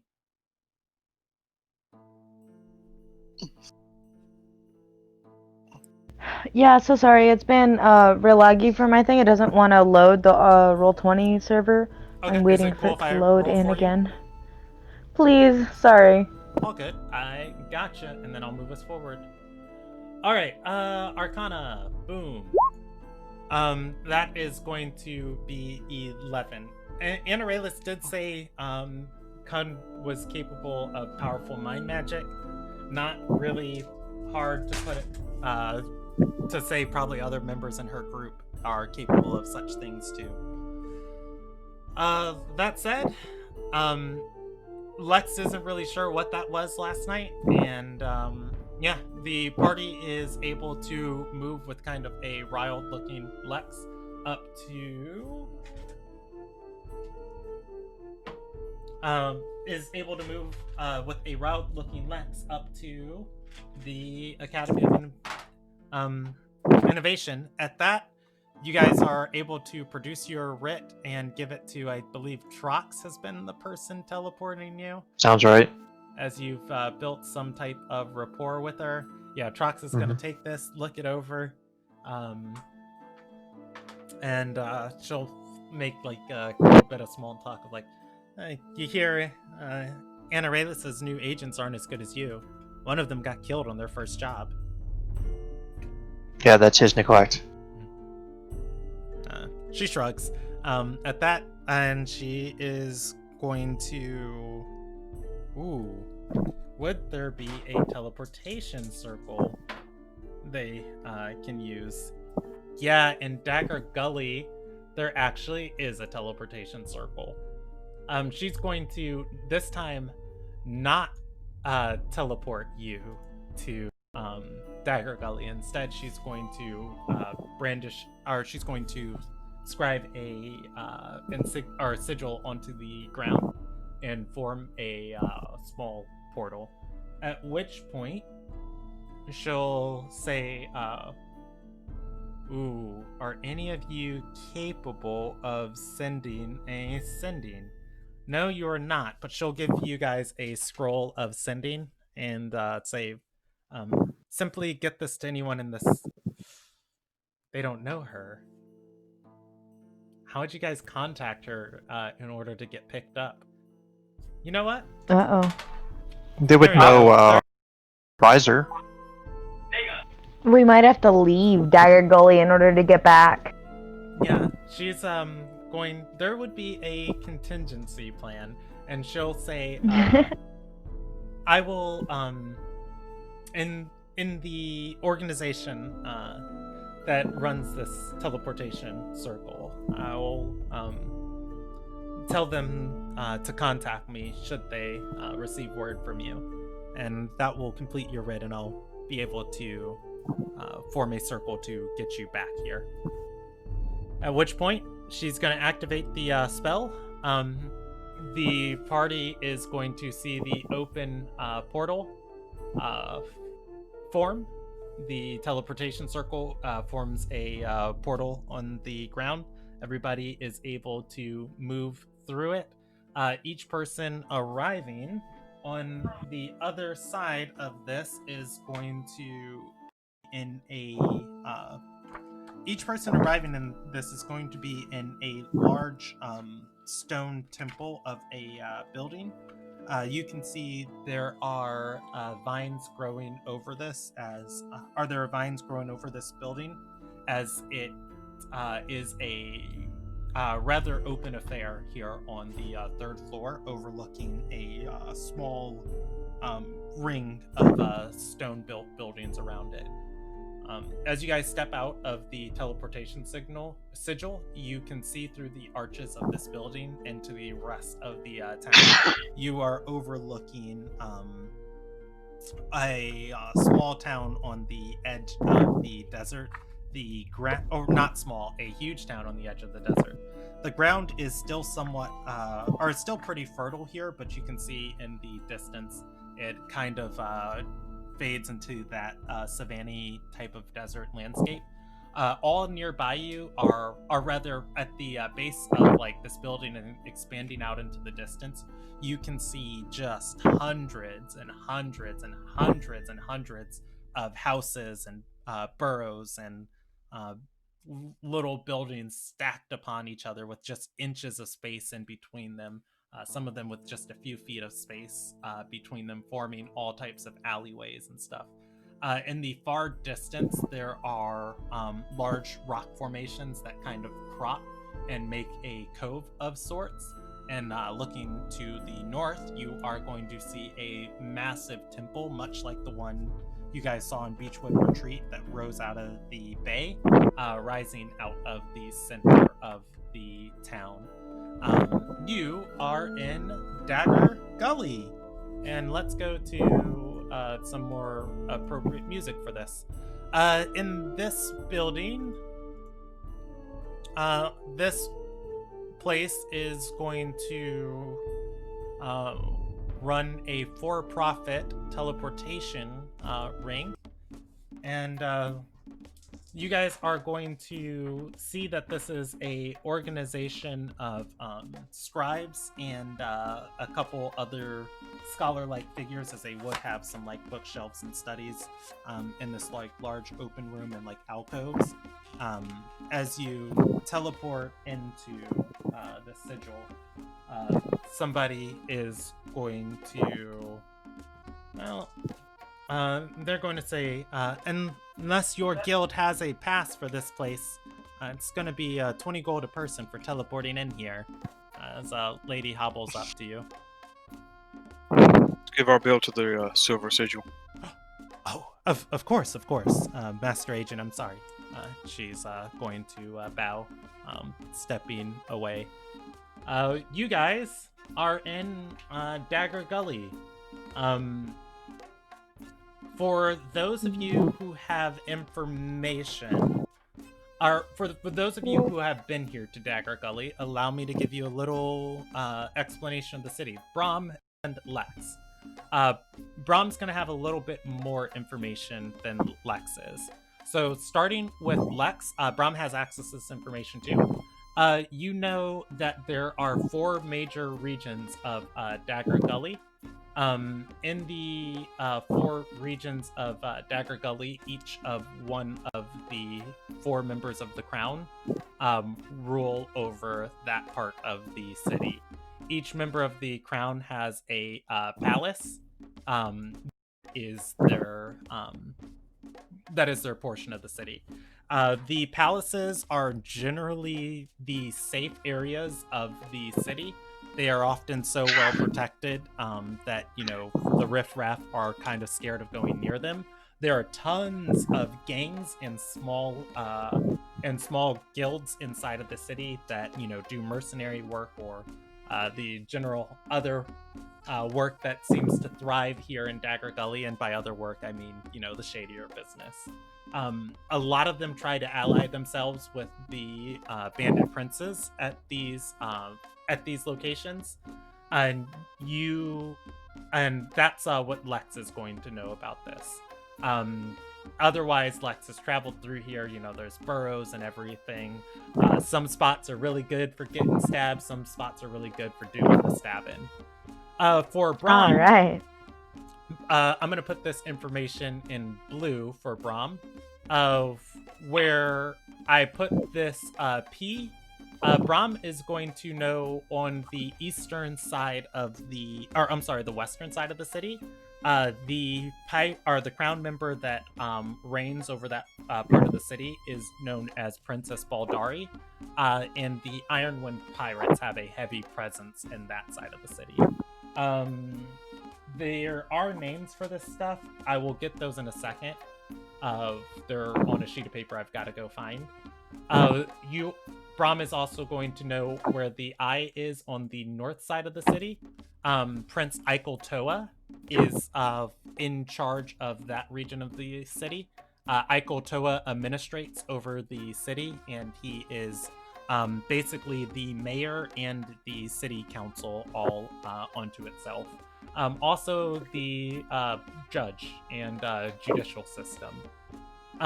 To the south, Brom is going to know that this is a massive residential area known as the Southern Flat Boroughs. And at the Southern Flats, there is a bandit prince known as Tydethel. Tydethel pretty much rules over this region. He doesn't have any official position within the city, as the pirates handle pretty much the ferries going across the oasis. Eichel Toa administrates over the city. Tydethel doesn't have any official position in the city, but he commands pretty much this most part of this neighborhood. Tydethel pretty much runs extortion on anybody moving in and out of the desert, and is definitely known if you want to keep his pockets greased. Otherwise, your expeditions into the desert and anywhere past the southern flats could go really, really, really south. Upon the hill is one of the original thrones upon which the other palaces are built. You guys are going to know this was once, or rather, Brom is going to know this was once a holy site. However, some patriots of the Kayak Empire and fallen countrymen have taken to swarming the temple and have claimed it as their palace. It is where the bandit princess known as Morgandar Bahari resides. Her and her countrymen take up the higher sections of the plateau. So in the flats, you can kind of see like the ridge line in all of Lee's upper areas. What was her name again? Princess Darbahari. Murder Bride. Murder Bride. Murder Bride. Blue Lady. Her position in the city, she is more of like a advisor of faith, but that's not really anything official and not really much of anything good anybody has here. Brom would be very aware to be another bandit prince. He claimed he was the rightful heir of the Kayak Empire, and a lot of people flocked around him to that call. And a lot of the other Kayak patriots kind of down on their luck. However, he did take Princess Darbahari as a bride, and unfortunately, he met his end a few weeks. Maybe days, hours? Weeks? Yeah, we'll go with weeks later. It might have been days, but for the longest time, people just claimed he was sick, and then he disappeared. It's pretty much assumed that Morgan killed him. For any information beyond that, Brom and Lex would have to roll history checks. The rest of the party, would have to roll history checks too. But that's information you all have for free. Otherwise, you guys are in this tower, and you are in the southern flat, or you're overlooking the southern flat boroughs at the red X that I put you at. What do you want to do? I want to pull out my plate mail and ask if Wilbert might help me get this sized on. Doesn't it already fit? They didn't take the time. Oh, That's gonna. Looking at it, it only takes a few adjustments to straps and things here, and just moving this panel here. It's going to be the same speed as like donning your armor, and after you like learn how to do it a few times, like it's basically hand-me-down clothes. Like it fits, not Yeah, it's like probably 10 snugly, minutes. but yeah, you're good. Just the time it takes to don armor. Yeah, I think that's 10 minutes for this type. Alright, I'll help him out. Thank you. You're welcome. But we should probably find somewhere to sleep. And, like, stay together. Brom would know where that would be, right? Are you tired and afraid? Oh, it's not. but much. this is somewhere to know to go later. You're looking for some place to sleep? Yeah. Actually, I feel like I would know places. Yeah, you would probably know places better than Brom because Brom was basically just like. Brom was a slave here. Yeah, I Brom was worked. a slave. Actually, I think I worked here, like not as a slave, but like as a. I was probably like a thief or a mercenary while I was here, so I probably do know places. is it possible that I might get some sanctuary with the Ironwind pirates? Oh yeah. Captain Tempest was an Ironwind pirate. I'm an Ironwind Oh pirate. wow! Yeah, Wilbur was a part of the Ironwind pirates. Wilbur. Yo, your friends almost killed me. Well, they've almost killed me a couple of times too, but that's just the way things go sometimes. Sometimes the cookie crumbles like that. Wilbur, you have access to that information I gave Lex and the information I gave Lex and Brom. You get a additional level of information. You know that it is very rare Princess Baldari ever comes off of the high seas. She handles most things through her vice admirals and her captains and first mates. The vice admiral that rules over Dagger Gully, or the Ironwind Pirates' affairs in Dagger Gully, is a woman by the name of Captain Erexon. Erexon? Yes, Areaxon. Okay. Gotcha. Lex isn't gonna be worried about finding anywhere then because they know where everything is. So, alright.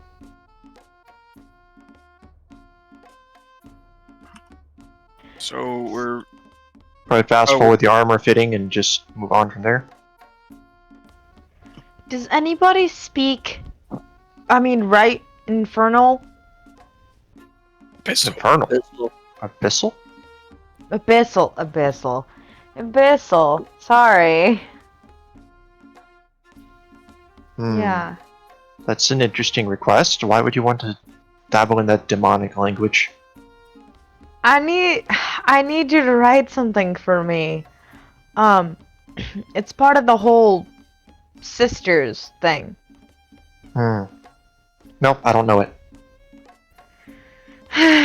Okay. If you wanted to speak to some dragons, I could help you out.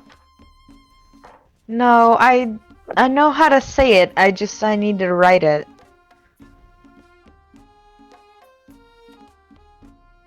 Azure shrugs. Alright. Does Azure need to roll a deception check, or does he actually not know? He literally doesn't know. Okay, alright.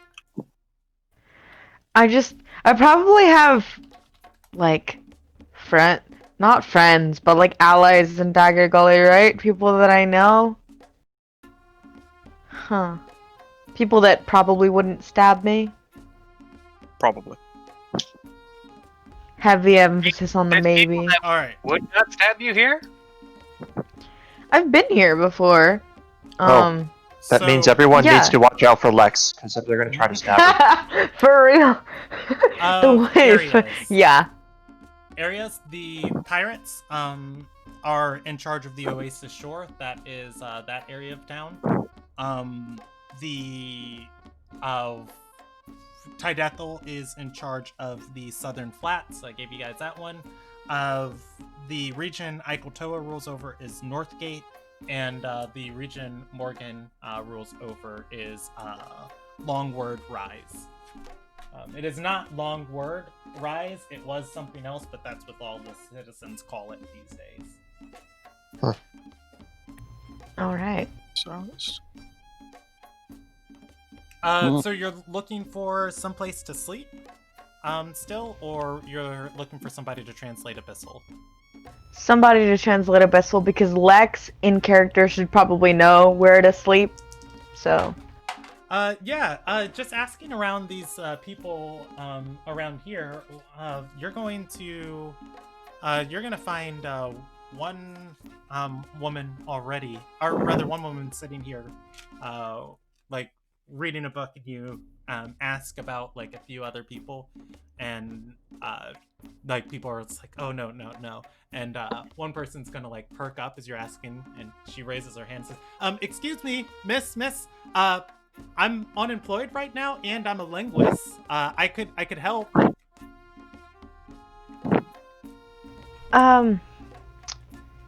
Lex is gonna turn and look at Wilbur for help. I'm insight on her. Okay, I guess not then.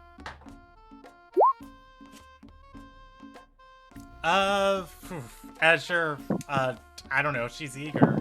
That's about all you get from her. Okay. She's going to stand up and walk and say, allow myself to introduce myself to you. Oh, I shouldn't have said that. Anyways, yes, I am from Heimsdale, and I was on an expedition into the desert, and funniest thing, everybody in my expedition got attacked, and I barely made it out with my life, and I'm kind of stuck here, and I need gold so I can get passage back to Heimsdale. I was supposed to be studying runes in the desert, but I wasn't able to. You need help with Abyssal? I can read and translate Abyssal. If you would just pay me gold, I would greatly appreciate it. This place is kind of horrid.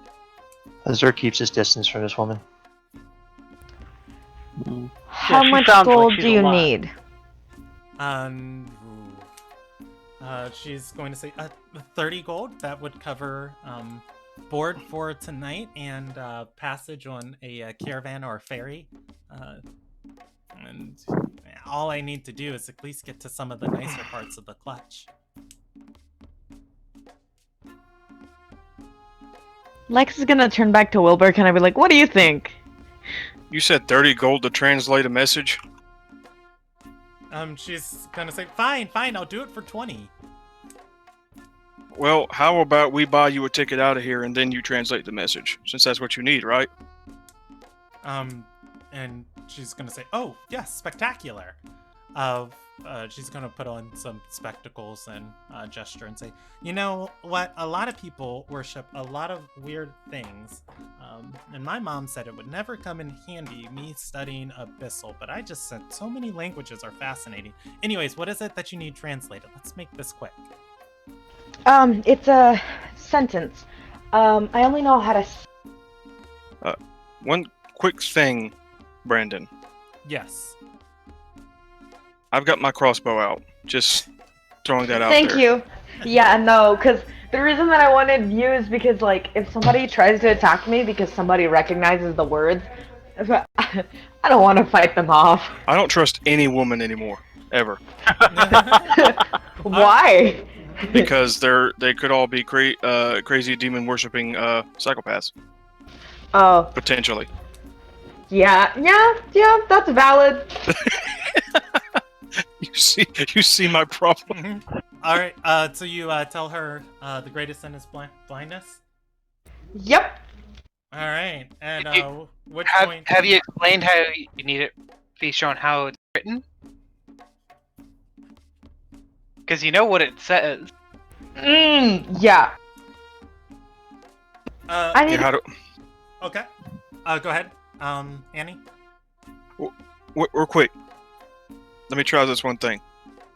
I'm gonna look at her and say, before you do that, you know deep speech?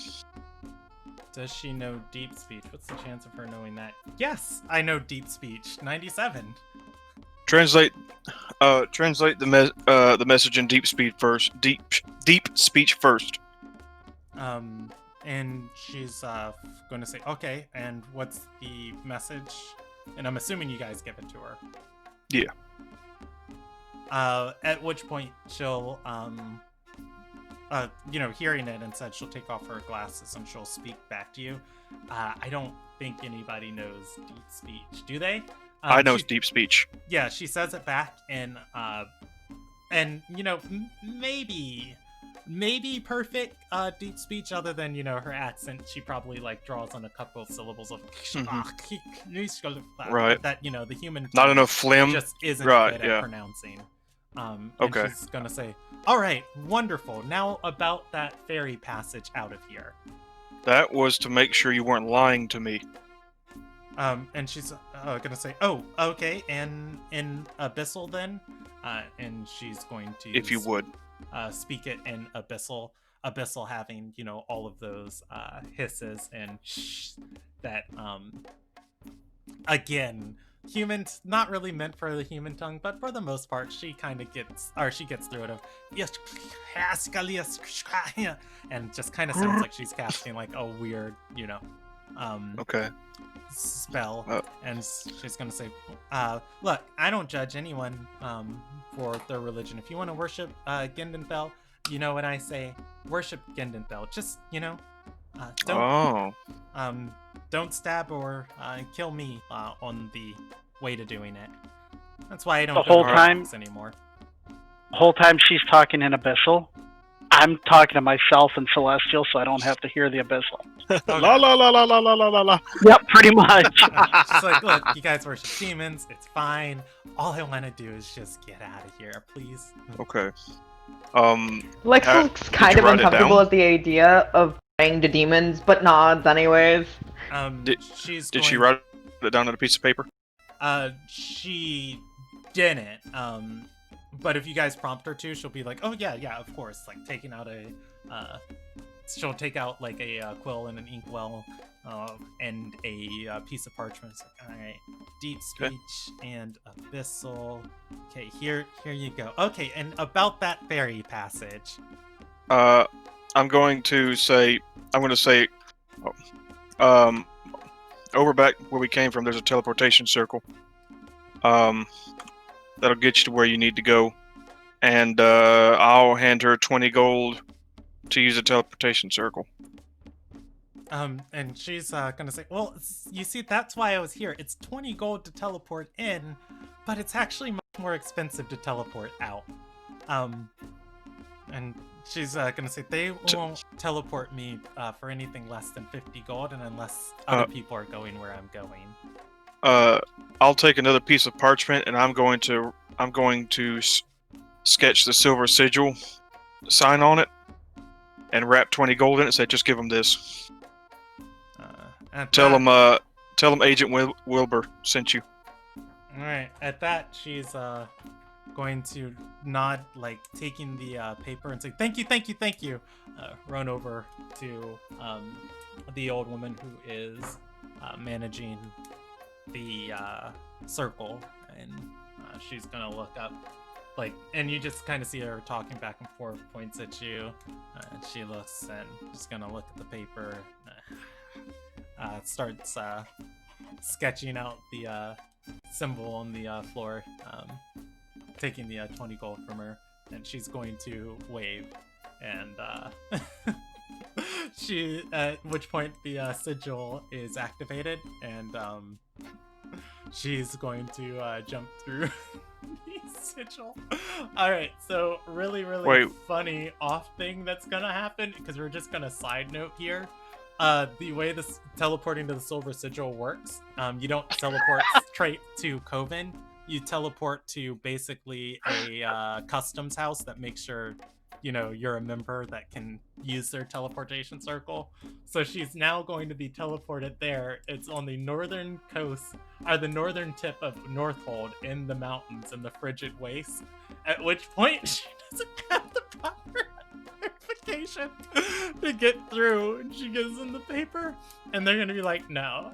So now she's gonna be stuck at that boarding house. She's out of Dagger Gully. She is out of Dagger Gully. So She's now a new she's home in gonna- the frosty wastelands. Yeah, in the frigid north for, and then camera pans back down thousands of miles to Dagger Gully, and it's just like, you guys did a really good thing. She was out of Dagger Gully. At which point, you guys do have the Abyssal translated. Lex and Wilbur both like congratulating themselves on doing a nice thing. Yeah, that was a real nice thing. I don't care, honestly, that much. We got what we needed. She got what she wanted. Yeah. I honestly thought it was just like a teleportation circle that was available for public. And they said 20 gold, so I gave her 20 gold. No, it's fair. And they can probably send her back here, but she'll probably be like, nope, I'm just fine waiting. I'll just wait here until you guys got somebody else going somewhere else, and I'll get on with them. But yeah, so what do you guys want to do?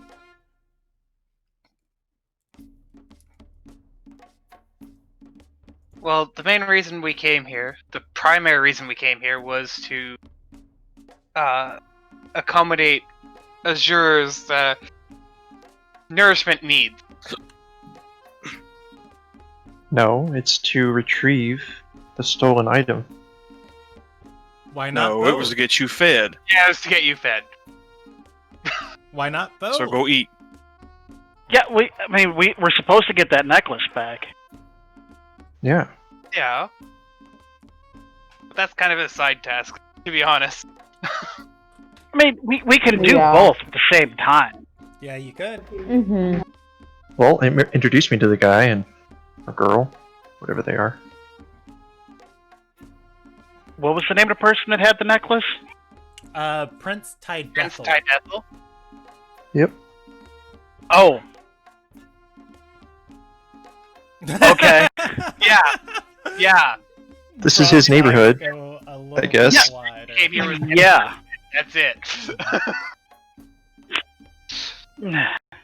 If you guys now realizing this, if you at the mention of it, Brahm's butthole puckers up a lot.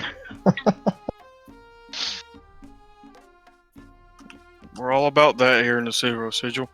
Mhm.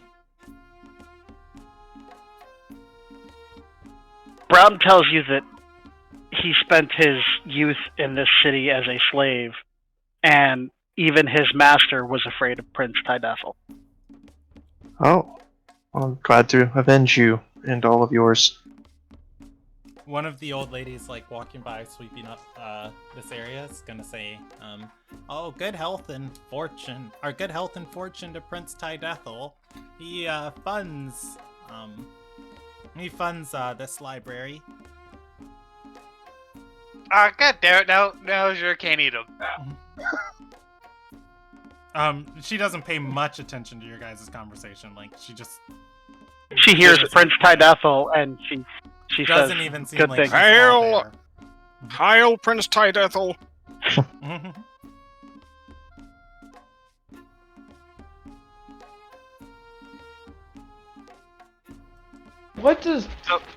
What experience does Lex have with Prince Tydethel? I feel like she stayed pretty low. They stayed pretty low with like only the gangs, right?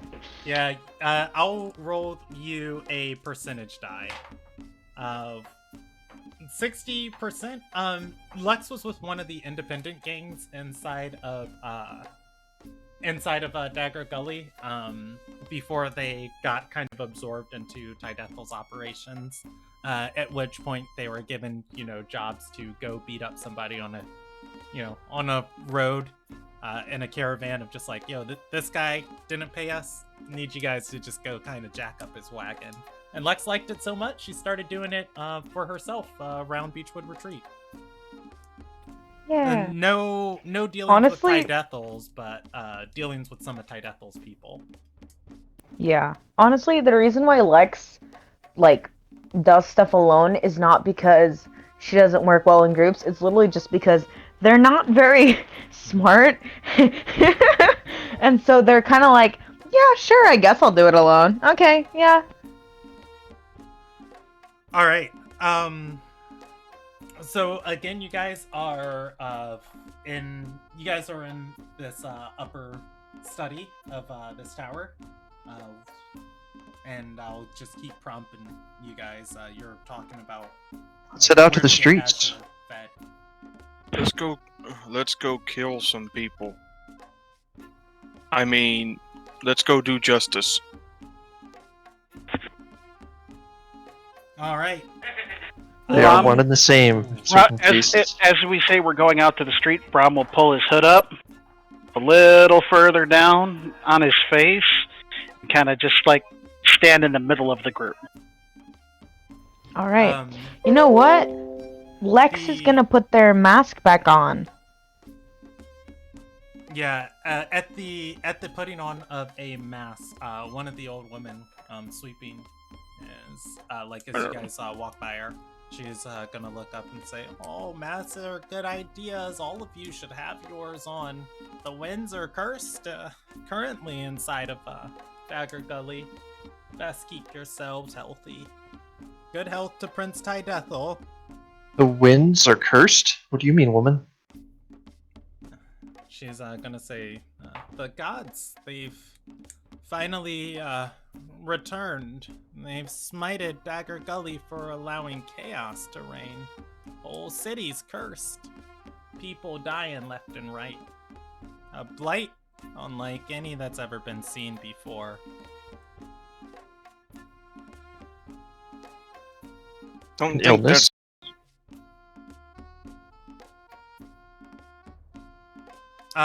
Go ahead, Wesley. Don't think. Not sure that's the God's work, old timer.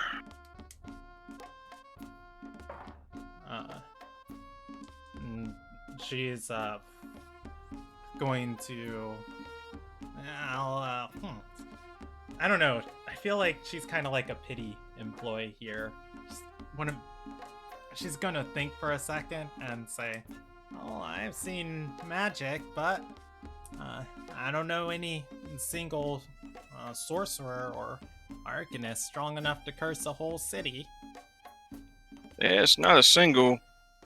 It's not a single one. It's probably a group.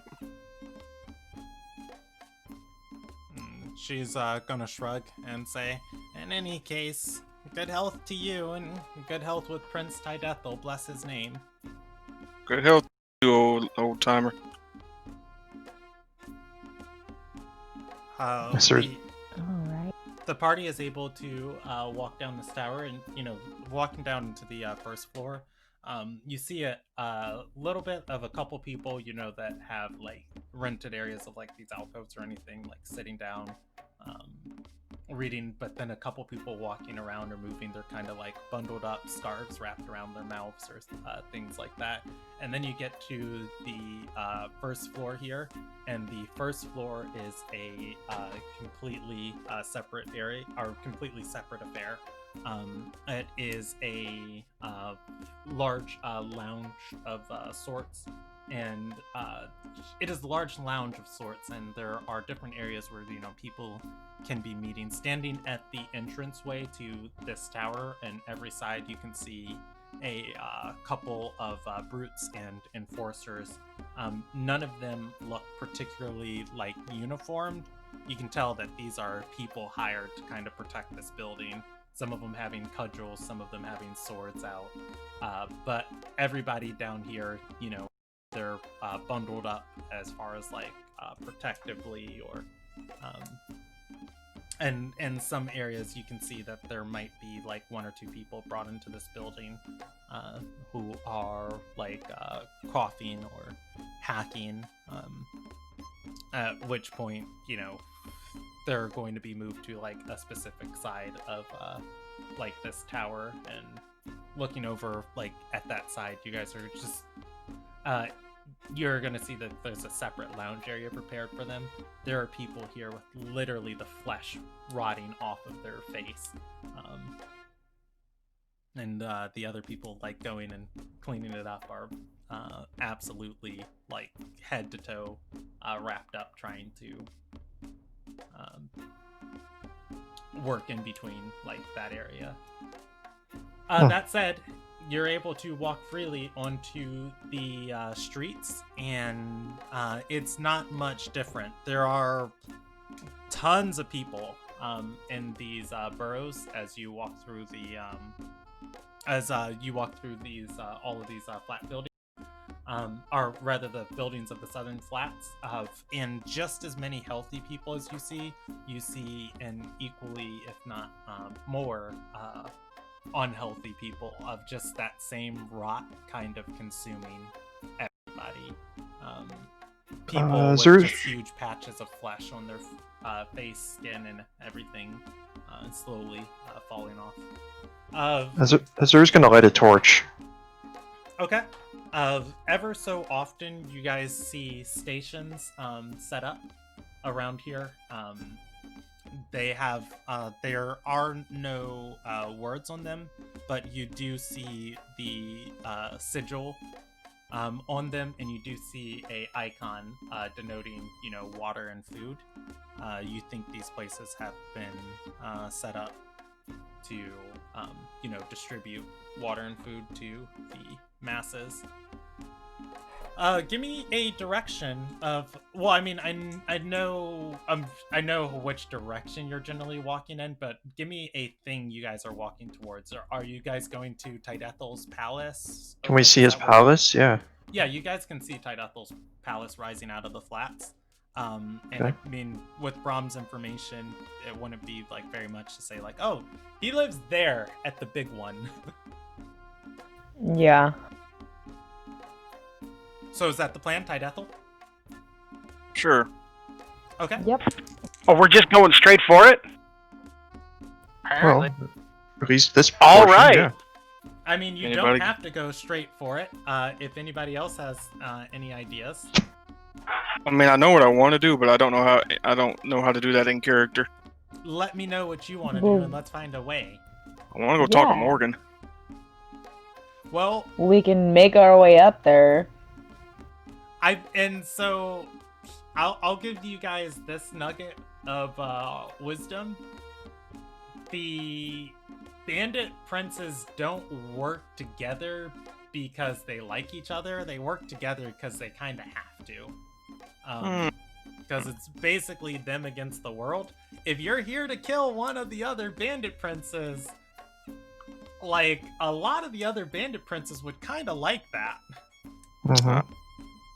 I mean, they're your friends as long as, As they're long as sitting it at the benefits dinner them. Table, yeah, with So- you. Then once they're gone, I wouldn't doubt there've been assassins after all of these people. So let me ask this then. During my tenure as a pirate, would I have ever dealt with Morgan? Would you have ever dealt with Morgan? I'll do you the same thing I did for Lex. I'll roll you a percentage die. Yeah. As far as Wilbur knows, the few times he came into Dagger Gully and had to do stuff with the Ironwood Pirates, he never dealt with Morgan specifically. There were lots of emissaries from Longward Rise, constantly coming to seek an audience and set up a meeting with Princess Baldari. And what I would say, that's probably happened D6 of times. The 5 times Wilbur's been here, and it has happened. The 5 times he's either seen or talked with Captain Erexon, who's said Princess Baldari doesn't have time for this. She doesn't have. No, shut up. Sorry. It's no, she doesn't have time for this. No, she's not gonna meet with you. If you want anything to do with Princess Baldari, I can handle it for you. And yeah, Princess Baldari almost doesn't care about Dagger Gully. Maintaining her presence out in the Eastern Sea is more of her concern. Okay, so No direct dealing. Say you rolled literally the same thing as Lex. No direct dealings with Morgan Darbahari, but you have had brush-ins with her contacts. Of like you've been in the audience chamber when her contacts and advisors have come to speak. If only we knew someone that had direct contact with one of the bandit princes or princesses. Everybody simultaneously look at Nayoka. Yeah, Shelby's been pretty quiet. Are you there, Shelby? I don't know if you've been talking, but we haven't heard anything you've been saying. Oops. Never's in it went out. Yeah, Is maybe. he in here? He is here, but I'm gonna move him up and then back down. And I'll pop him a message to let him know. Shelby? Hey, we haven't been able to hear you.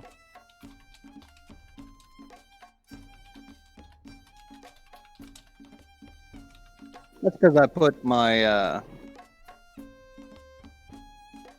Oh, wait, we heard you, Shelby. We heard you for a second, because that's why I put my, and then we haven't heard it. Yeah, because you put your, that's all we heard. Yeah, I put my headset on mute. I'm sorry. I'm not feeling okay. very well, so I'm being pretty quiet tonight. Oh, Okay, well, we're all kind of looking at you because you're the only one who knows Prince. And- or Princess Darbahari. Princess in this case. Yeah, but Nyoka doesn't know that she's, as somebody said, the blue lady lives here. I mean, to him, she knows she's around. Okay. I guess. The blue lady's here. You want to see her? Well, I have a straight stick. I guess.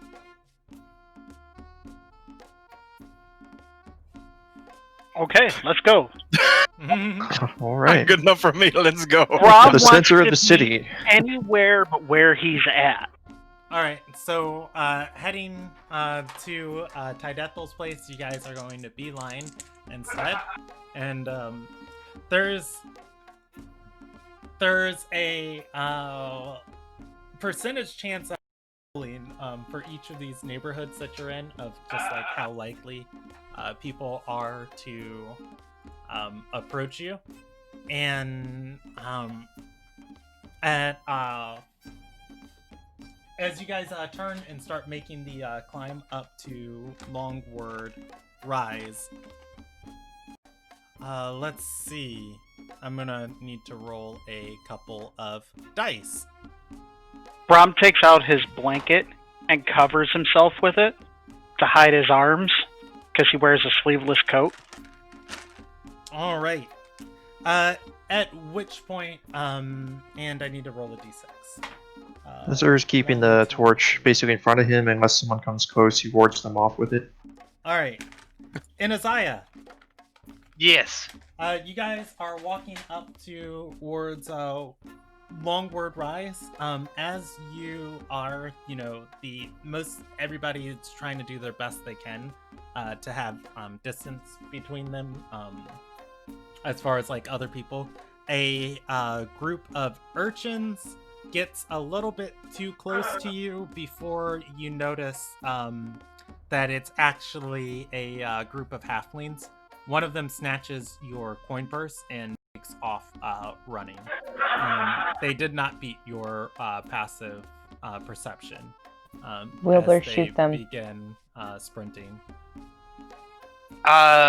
So they begin sprinting? Yeah, they begin sprinting. The one who has your coin purse. Did I see it? You know what? Surprisingly, Nyoka doesn't have the world's greatest passive perception, but the thing that kind of hurts is when your check is a 9, pretty much most people see it. Oh, even Azure sees it. Yeah. Even Azure. Sees this, Wow. Sure, wow. Wow, even Even I see Azure. yeah, everybody is going to see this halfling running off, and they're probably just like, So got it, fuck Janet, got it! So I'll begin chasing him. I catch him Leaving it before off he room. makes the end of the round, because halflings only have a 25 movement speed and a dash that's 50. I have 45 normal, so I dash and catch him. All right, yeah, and it's not terribly difficult to keep up with a sprinting halfling. Go ahead and roll me a contested grapple check. It's So athletics. that's athletics. Yep, it's contested by the halflings. Gross. I'll do the same if he fails, if they get slowed down. All right, so a 9 normally wouldn't succeed, but for some reason, when you roll an 8, it does. I was running 5 so plus fast, 3. I just tripped over myself and fell onto him. The halfling is going to the halfling who is now grappled is going to turn over and let's see. Let me look at something that we'll go with. What is this? Can Lex run over No, we're with not them? gonna go with this. Say that again? Can Lex run over with them? They're gonna Yeah. have their dagger out, but they're not really gonna actually attack until they're attacked. They're just kind of like on the defense. All right. Hold on one second. God damn it. Go ahead. As I grapple him, I'm gonna spend a key point to summon the visage of my astral self, and I'm gonna get like this really demon mask that covers my face, just so I can scare the shit out of this halfling. Heck yeah. All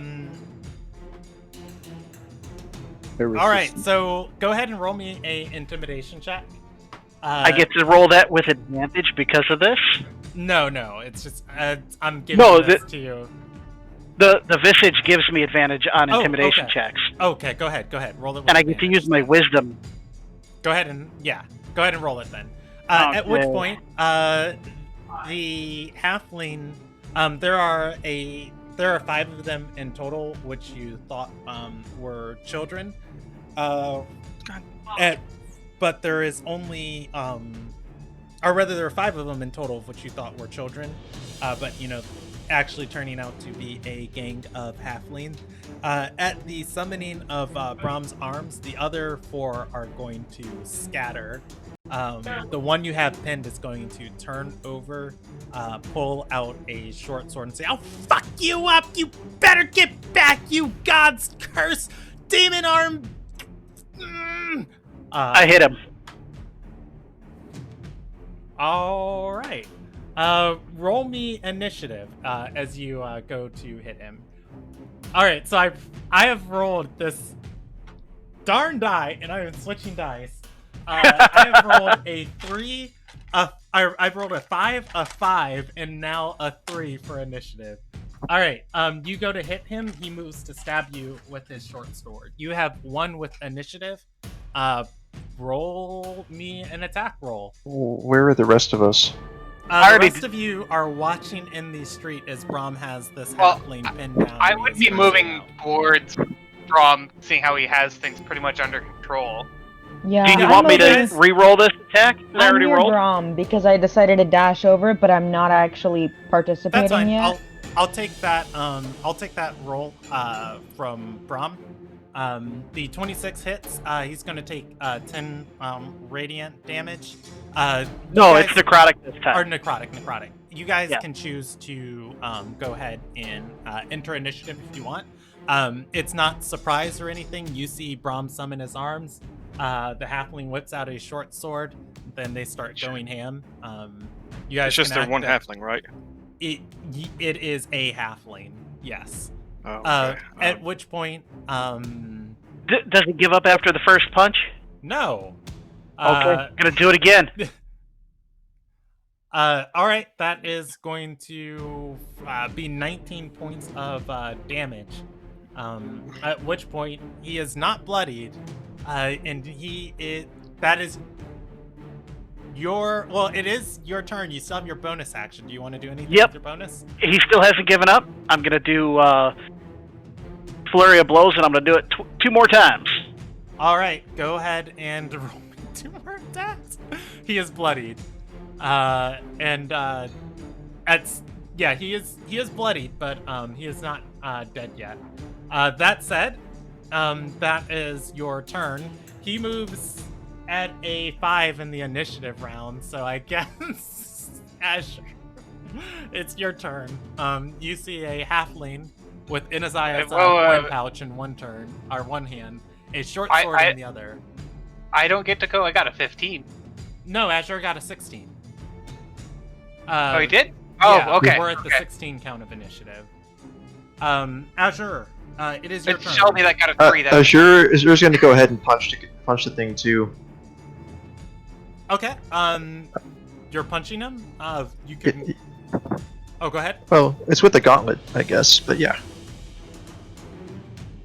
Go ahead and Annie, that history check finally came through. Wow. And then there, I see your initiative count. Okay, so go ahead and roll me an attack roll for her. Sure. What do I do here? I don't have a fist set up. It's probably just a D20. Yep, D20 plus your proficiency modifier plus your strength score. You're proficient with your own unarmed strikes. Okay, I've got the 3 from strength, 3 from proficiency. You don't roll damage. It's going to deal 1 plus your strength. You said you have plus 3 strength. So that is going to be 4 points of damage. Let me do math. 10 plus 10 is 20, plus 19 is or plus 9 is 29.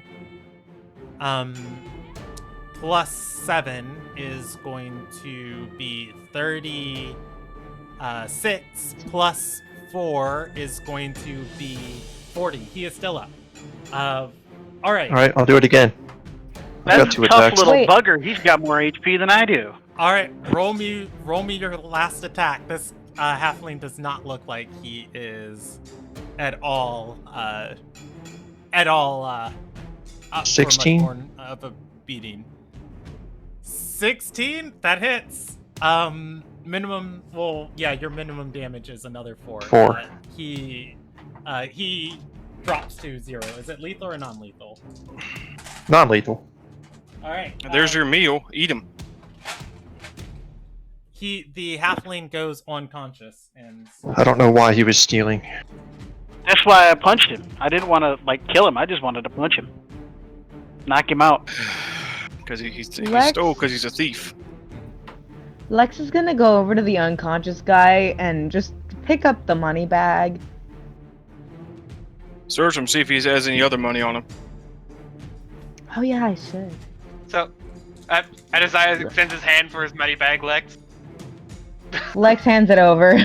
Oh, by the way, Azure, you would have had advantage on your attacks because he was restrained and prone. All right. At searching him and patting him down, you are going to find a set of an incomplete set of thieves' tools, but it is enough hobbled together that it functions as thieves' tools. So whoever wants it can write thieves' tools on their character sheet. Along with, let's see, he's had a pretty good day. You're gonna find 5 other coin purses on him. Right. And let's see, I'll roll 5 D120s. This halfling, he was a little jingly boy. Oh man, he made out. That's why he failed his stealth check, because he was making all kinds of noise with the money he stole. So there's 6 of us here. Yeah, you're going to loot about 350 gold off of Jesus. It's not all gold. You know what? I'll give half of it to you guys as gemstones. So I've been giving it to you as 50 gold gemstones. So I'd say 100 and let's do 150 of it as gemstones. So there's 350 gold gemstones in here, and then the rest of it is coins. and Should enough we just put minted this in the currency that team acts money like, bag? coins. No, we could divide it. Money bag right now, but Wilbur's good. He took his last share. Y'all skip. Y'all divide that between yourselves. Well, there was 5, right? And if there's 6 of us and one of us doesn't want it, we can all just take one. Well, one's 114, one's 26, one's 96, another's 96, Oh! and another's 22. Here, I'll divide it Oh, for you. okay, no, 200 yeah, and, please. 4 gold divided 5 ways. Each person gets 40 gold and 8 silver. And then I'll just roll who grabs the gemstones. Brom restrained this guy. Brom gets one of the 50 gold gemstones. That's fair. 6, Lex was the one who patted him down. So, or probably, the person who was like sent to pat him down, like after Wilbur said it. Lex gets a gemstone. And let's see, I'll re-roll because Brom doesn't need a second. Wilbur opted not to get any of the finances. Wilbur can have a gemstone if somebody offers him one. Otherwise, Nyoka will palm it. I'm good. Nyoka gets a gemstone worth 50 gold. So you said 40 gold, 8 silver? 40 gold and 8 silver.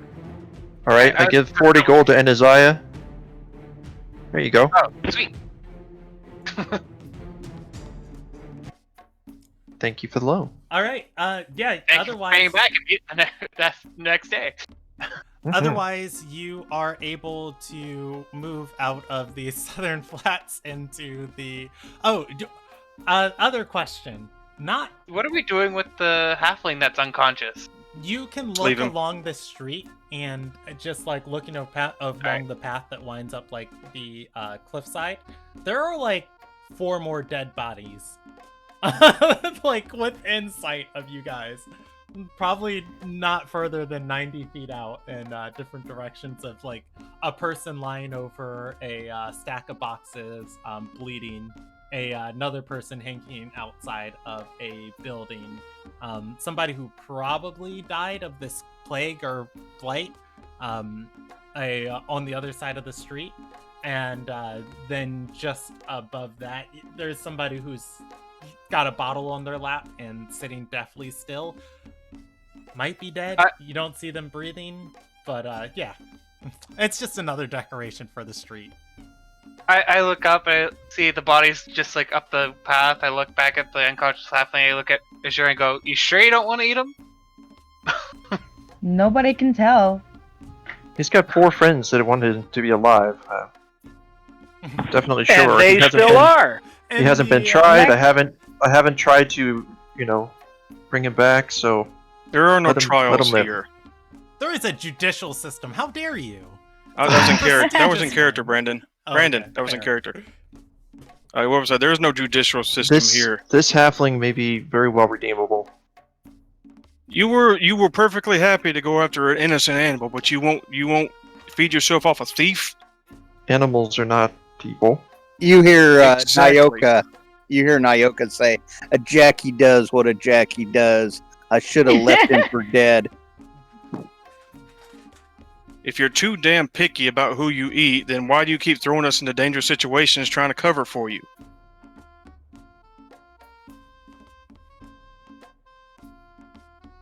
I've killed too many to kill frivolously now. And with that, You're one of... Nyoka is actually going to take his short sword and just run it through the halfling. I'll try to intercept. All right. I believe you have a reaction that lets you do so. Nice. I don't know if you took the protection style or not, but... No, I took defense. I didn't take, Okay. I don't think I took the feat you're talking about or whatever.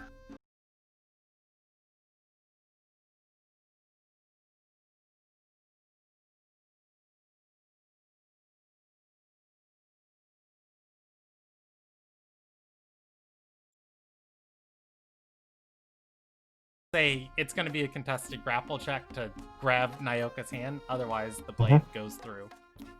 Right. While they're arguing, Lex is just kind of like looking around, seeing if they can see any of the halflings' buddies. They're gone. All right. Okay, so athletics. Yes. Nyoka can try and avoid Azure if you wants to. Otherwise, Azure is trying to stop Nyoka. I'm not making you roll an attack roll for stabbing the dude. So what do you want me to roll? You can roll me a acrobatics check to move out of the way of Azure. Okay. Oh, Nyoka, you bring your hand down. You bring your hand down to stab this halfling. Azure is going to grab your hand, stopping you. That does not stop you from attacking, though. That said, you can put your short sword in the other hand and stab if you want. But for the most part, Azure has stopped you. You have a second, Azure, if you want to make your case to Nyoka. Otherwise, Nyoka. Azure, I mean, I'll grab your just hand I'll if just you want. cover the halfling's body with mine if I have to. I mean, it's no big thing. Like, I'll I'll save shoot this the life. halfling. Well, Azur takes the bolt then, because he's jumping on the guy. You're occupied with Nyoka. Yeah. All right. The halfling's body that is on the ground. Wesley. This is difficult because the creature's unconscious. It's not, Brandon. I'm gonna say roll that with advantage because you do have to at least shoot near it. Roll it with advantage. At which point you will hit the creature, and this bolt is going to fly into. This bolt's going to fly into the halfling. The halfling stabilized and is now rolling death saving throws again. You're gonna waste more of our time, or are you gonna eat? Azur's gonna pick up the halfling's body on his shoulder and shake his head. Stop this. You gonna eat him, or are you gonna waste more of our time? Stop trying to murder people. And I'll eat you. Go ahead and try. He's gonna put his crossbow down. Come on, do it. Azure. Mhm. The halfling's body stopped spurtering in your, or stopped spasming in your hand. Oh. All semblance of life seems to leave him. I'll try to lay on hands for a few points. See if it can help him. You do not spend any lay on hands. It is a corpse. Alright, I let the halfling down on the side of the road. He's dead already. He's dead. His friends aren't even here with him.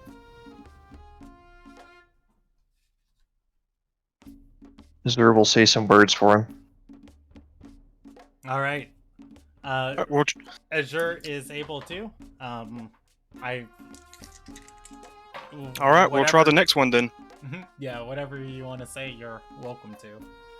Otherwise, you guys are able to keep heading up to Longward Rise. I pick up my crossbow, by the way. Okay. Nyoka gives Wilbur a kind of head nod. Wilbur just shrugs. He's either gonna eat something or one way or another. Because I'm tired of being thrown into a dangerous situation because he's too picky. All right. Heading up towards the Longward Palace, you are going to be able to see that there are banners flying, draping in the wind, and tapestries draping in the wind off of this building. I don't know what Morgan's sigil would look like, but I imagine it would be some crest, some crescent crest of like Galkin as the shape of the continent, as like a united continent, like in a circle, and it would be like the symbol of the old Kayak Empire. There are reaching up to this point in the building, or reaching up to this point in Dagger Gully, you can look over the southern flats. The area up here is a little bit cleaner, as there's a small semblance of order. Again, you get back into that zone where you see like different women and men kind of posted at different areas of the palace. Nobody looking like a uniformed guard, but more so like a collection of people kind of paid to kind of keep order and kind of keep the riffraff out of here. That said,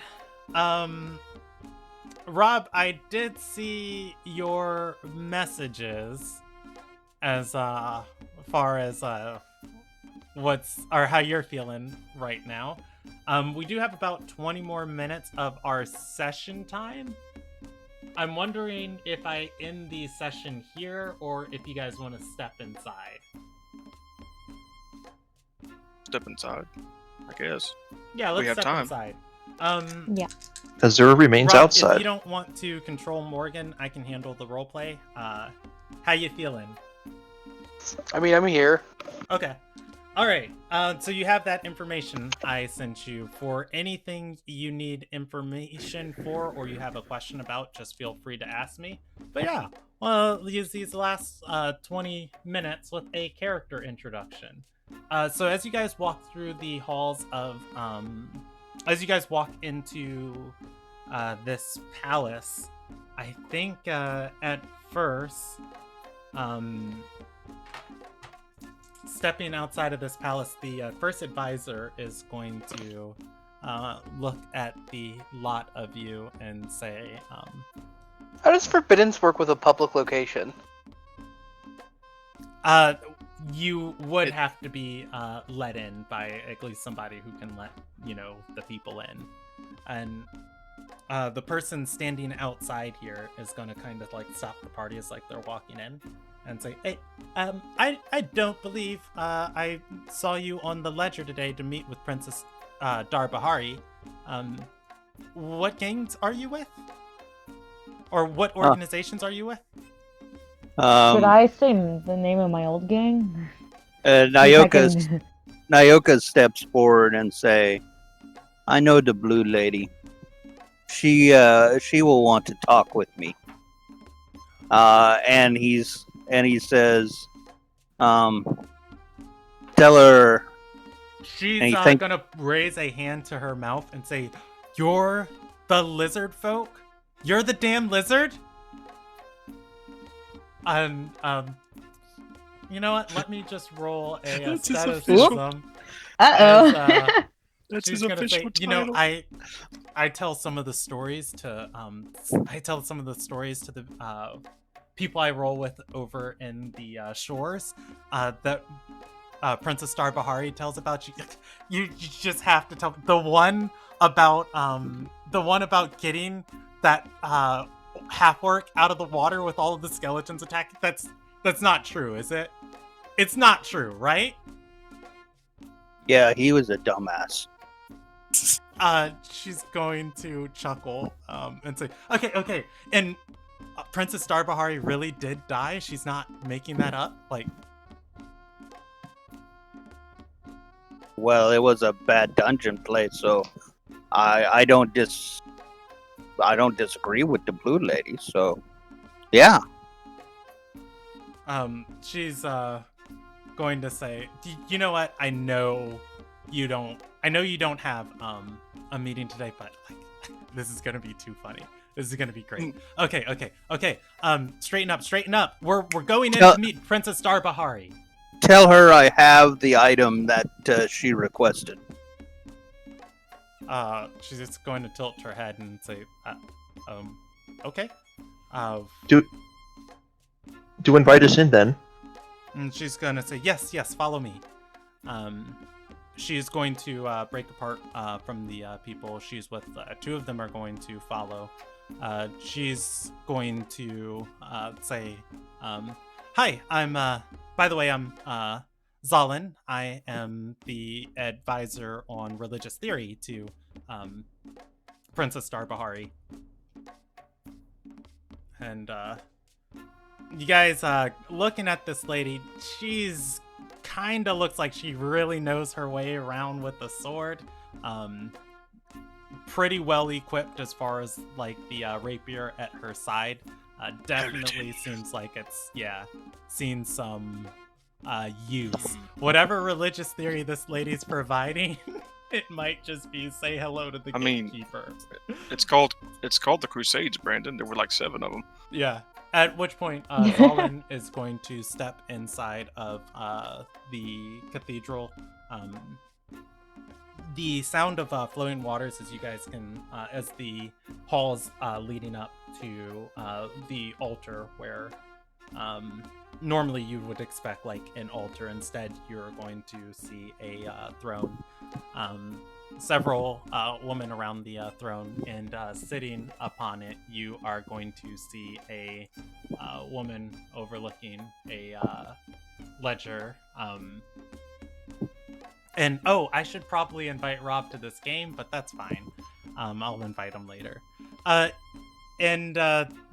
which point the woman is going to bow down, Zalin, and she's going to say, Your Grace, I know this appointment wasn't scheduled for today, but I brought with me some people that wanted to see you, and one of your old companions. They said that they have the item you requested. I believe it might be a cure to this plague searching our city, as that was one of the items that you sent out for, or one of the requests that you sent out for. She bows and is going to look back at the party and say, "Bow." I can clearly Does Lex see even them, know how to bow? right? Mhm. Reserve doesn't. I've been I can clearly see them, right? Yeah, you see all of the party. I'm very keenly aware of the former associate. Yeah, you see Nyoka, then you see people you don't recognize. Inaziah, a Fire Ganassi, Fire Ganassi, Azure, who looks elven, but definitely looks like he's suffering from some terror. Got some sort of bloodshot eyes going on. Yeah. Brahm, a Water Ganassi, Lex, and is Brahm water or... No, Brahm's... He's light touch. Yeah, he's light Brahm's touch, light but touch. he looks like a Water Ganassi. Yes. And then Wilbert, Wilbert definitely a pirate, gun strapped to his waist, and Lex is there, bundled up, looks like one of the riffraff from the streets.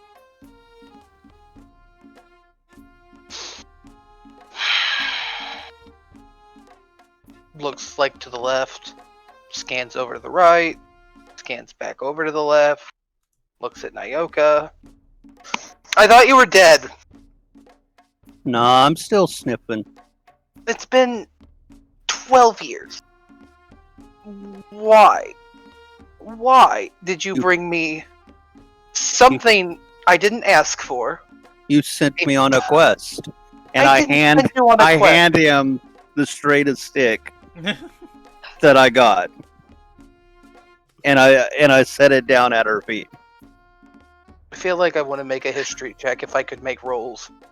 Yeah, I'll make one for Morgan. Morgan is going to. What's the roll?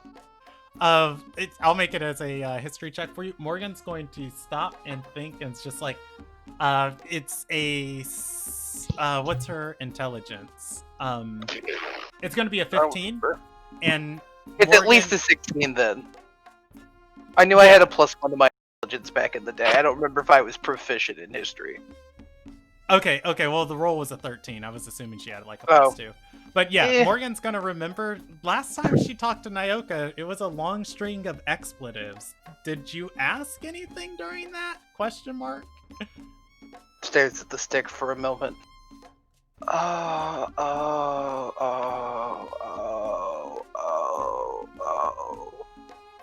Nyoka, I told you to fuck off. And you did, for 12 years. You told me to find the straightest stick at Undar. Yeah, and shove it up your ass. What? Nyoka, I wasn't being literal. Oh, it's all coming back. At this point, and his eyes just starts giggling. Azura's laughing out loud. His head just sort of hits the floor from like, oh my god. Lex is trying really hard not to laugh, but it's like they're like shaking. They're like, "Oh my god." Zalin is going to like step up and say, "So wait, the item was a stick and not a cure to the plague?" What does Nyoka know about this? Know about what's going on here? I haven't seen Nyoka in a decade. Oh, and looking at your companions, how are you supposed to help me with anything? You've brought me a pirate. You've brought me a kinsman, I guess, a thief girl, and that thing. Points at Azure. Owie. Nyoka looks at him and goes, "He's a dumbass." He's gonna, what's my Wilbert's gonna speak up. It's like, we can at least tell you that the daughters of Gendawai are probably behind this plague. Oh. What are they now? Indeed. That makes an awful lot of sense. Rain, I told you it wasn't gods. Rain, who is like probably close, is just going to look over and say, "Well, I don't know. Gods make a lot of sense too." I mean, gods can make it makes a lot of sense, but really, if you do any amount of surface level history on Ilderon and their gods, it's like, oh, they walk among us. No, they walk away from you. Remember that. She's going to shrug and say, "Look, if it's Daughters of Gendawai, we've got numbers in this city. We're bringing in people.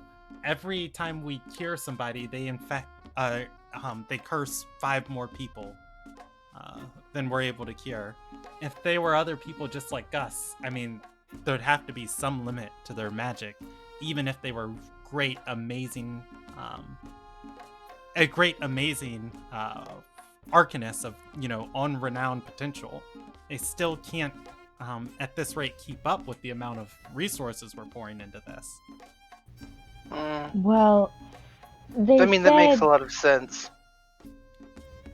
Yeah, Not if it's an item. I'm sorry, the little one was saying something, Nyoka. Lex is kind of offended, but just kind of brushes it off.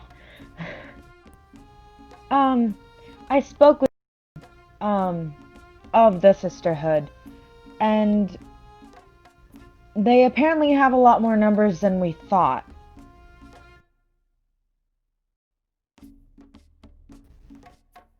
Well, still, there's a certain limitation to what anybody can do in droves. Ones only have so much magic, and it's... has to be of a certain potency. Anyways, you seem to have some inkling then. You seem to know the perpetrators of the great calamity I'm dealing with. Doesn't sound that great. This pirate's more murderous than that plague. Zalin is going to shake her head and say, "No, Prince Eicheltoa and us, we've been putting almost every coin we have to hire people to come and remove this curse off people. If left unrestrained, well over half the city would be dead by the end of the week. At this rate, we're just losing maybe a couple thousand people each day." Yeah, I find I have the same issue. It's like Lochleel 10 times over. At that, Nyoka kind of steps back and goes,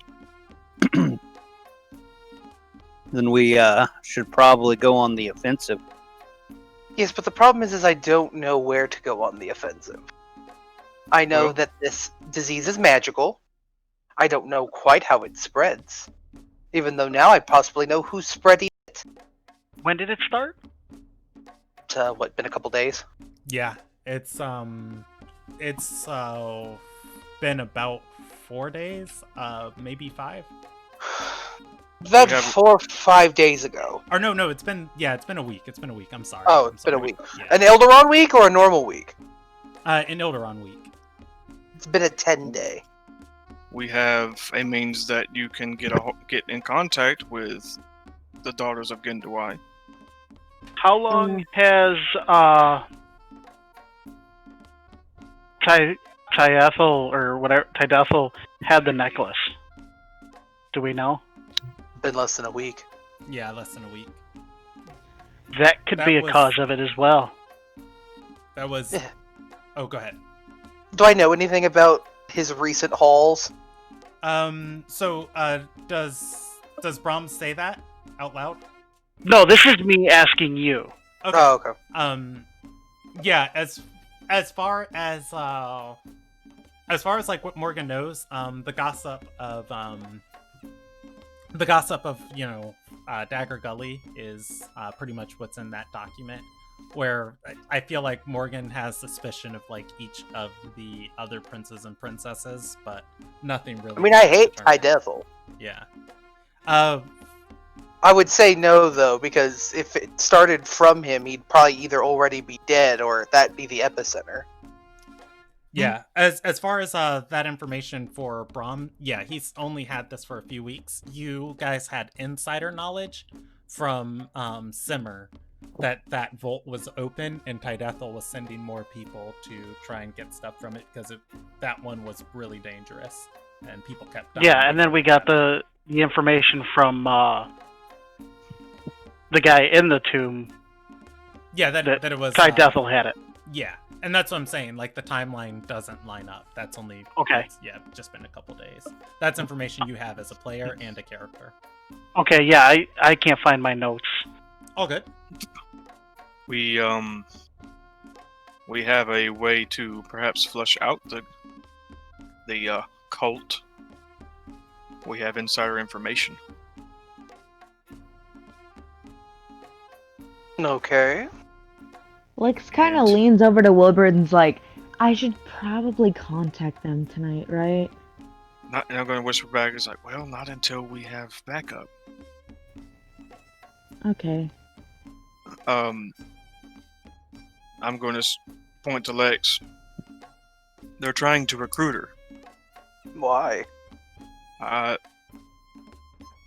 Because of her capability. Why do you think anyone is invited into a coven? Or not a coven, a sisterhood. Cult, I guess. Nyoka also speaks up and says she's also not a dumbass. Well, it's either because you're useful or you're pretty, and I guess I could possibly concede the last one. There was information, Rob, I did forget to mention to you. Of course. Morgan was invited also to one of these big Yes. events. And I am both of those things. Yeah, Morgan was invited to one of these events, but I feel like she turned it down and she has like no interest in, joining someone else's circle. Would that conversation have yielded anything that might have given me, like, them telling me that the Daughters of Gendawai is the problem connects any dots?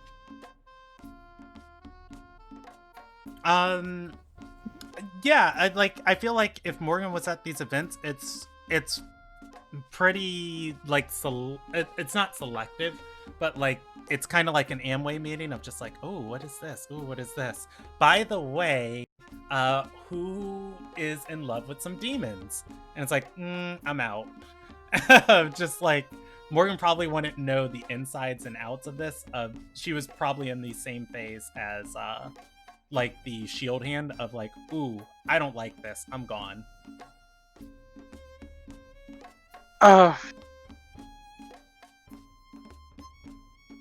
So I see that you've gone a little further than the intro meeting that I received. Well, I was given a special code that I was supposed to write in order to get into contact with someone else. Interesting. So, you could give that message out with a get in contact with somebody, but I don't know. Are they going to talk? Do you have any reasonable suspicion that they're going to talk? It's more than what we have now. I mean, you The haven't only told one- me everything now, have you? Nayoka, what have you been doing for 12 years? Lex kind of looks at him because I think they were there when Nayoka woke up. Well, Nayoka slept for a long time. He sniffed that pretty flower that he found when we were with Lucilla. And then friend Kyrith woke him up. And then he hung around with Kyrith because you told him to find a stick, and he took Who is this Kyrith? He's not here at the moment. Former Who associate. do you work for? Silver Sigil. Oh, good. That's definitely what I wanted to hear. They have a lot of straight sticks, boss, so... Zalin's And I can tell you where they put them. Say,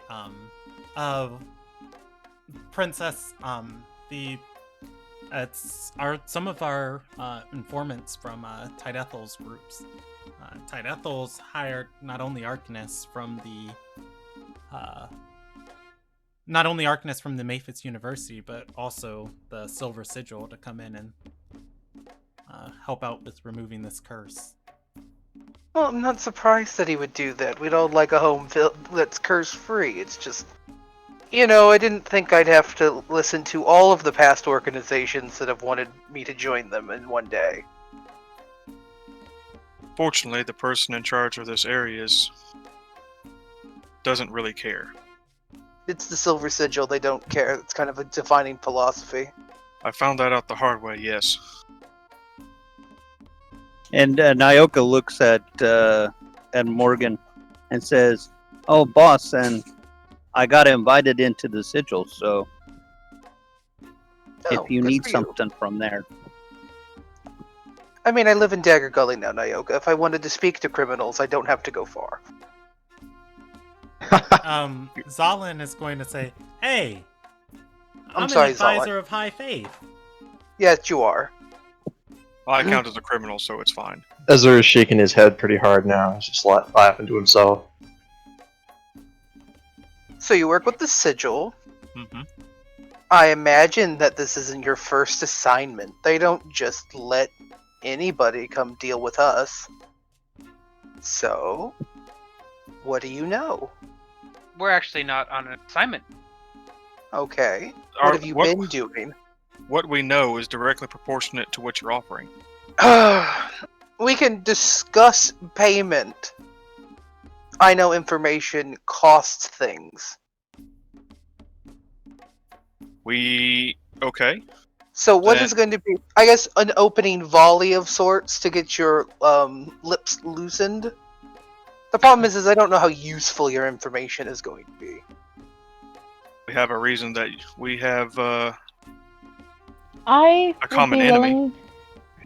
I would be willing to tell you everything that I know as soon as I meet, or as I finish meeting with the Sisterhood. That's all well and good, but I'd like to know a little more. I have a feeling you people have...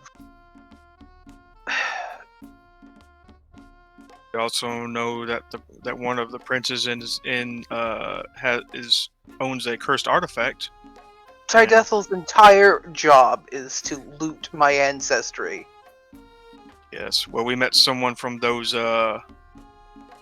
caverns that want something back. Hmm. And I think this can turn out very well for both of us. See, we can definitely come to an agreement about killing Tydethel. Of my co-workers, kind of looks at the harem. He's my least favorite.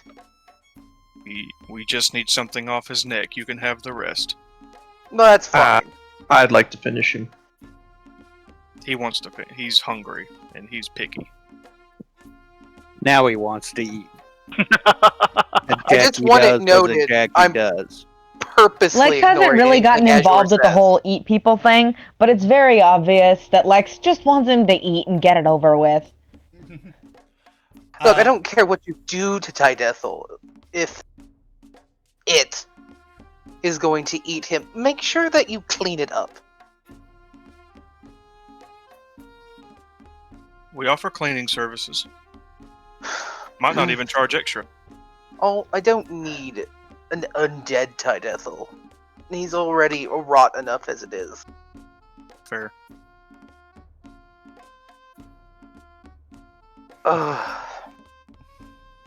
We could talk about Tydethel, that's fine. The advisor of High Faith, Zalin's going to... Princess, Your Grace. Yes, Zalin. Also well known through our ranks that Prince Eicheltoa has been in charge of the investigation into this blight. If they want to do anything pertaining to that matter, they might need to acquire the proper sanctions from the prince. Otherwise, they could be prosecuted. In one of his kangaroo courts. Who cares? I mean, we are talking to the person in charge. Ooh, flattery will get you a lot of places.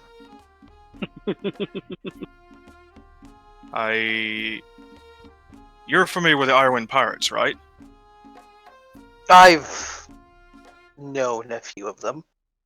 Well, Nyoka chuckles. Yeah. I mean, I can tell who's in charge. I'll put it that way. That's why we came here first. Look, here's how it's going to work. We can start negotiating terms, but I need to know what you know. It'll help me figure out how to best deploy you. If you simply want to be an assassin squad for Tydethel, that's its own matter. I don't think it has anything to do with this blight. I think you're right about it being the daughters of Genduai, but any motions on that front? We have a means of getting in contact,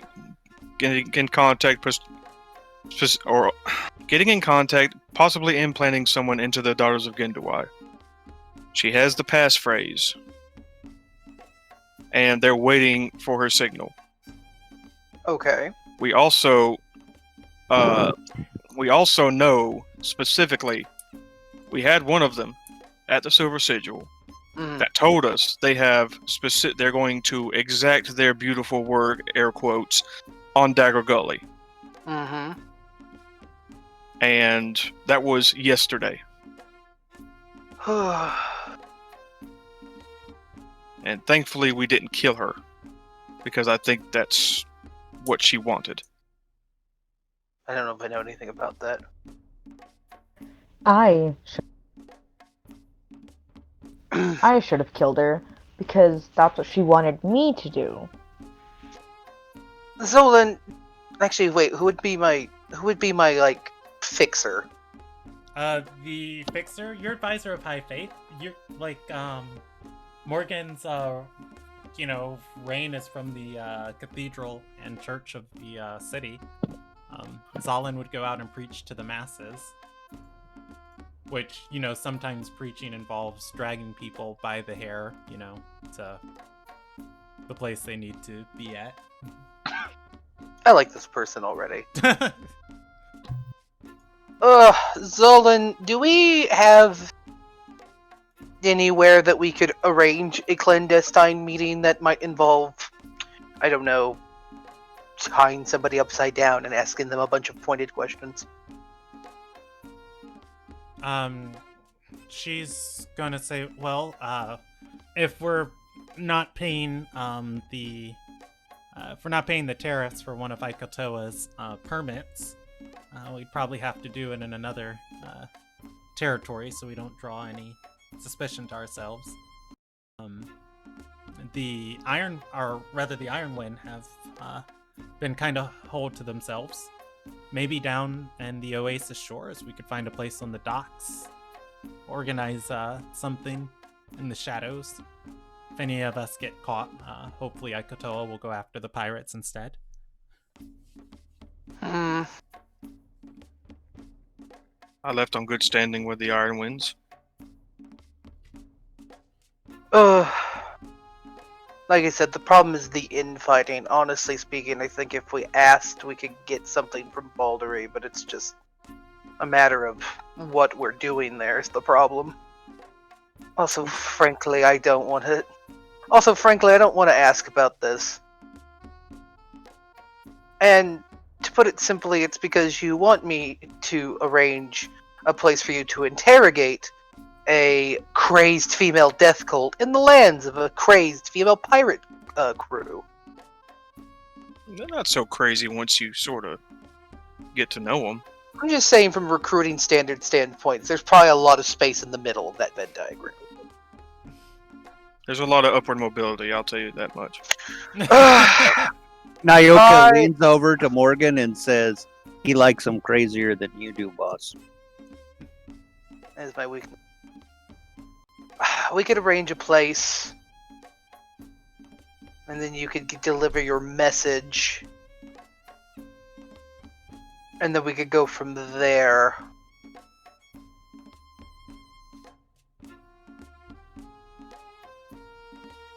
I guess that could work. I don't know how useful it would be.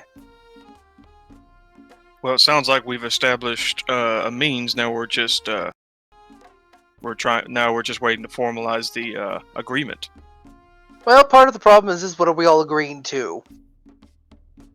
We help you uproot the Daughters of Gendawai and take out one of your competitors. Let's start one thing at a time.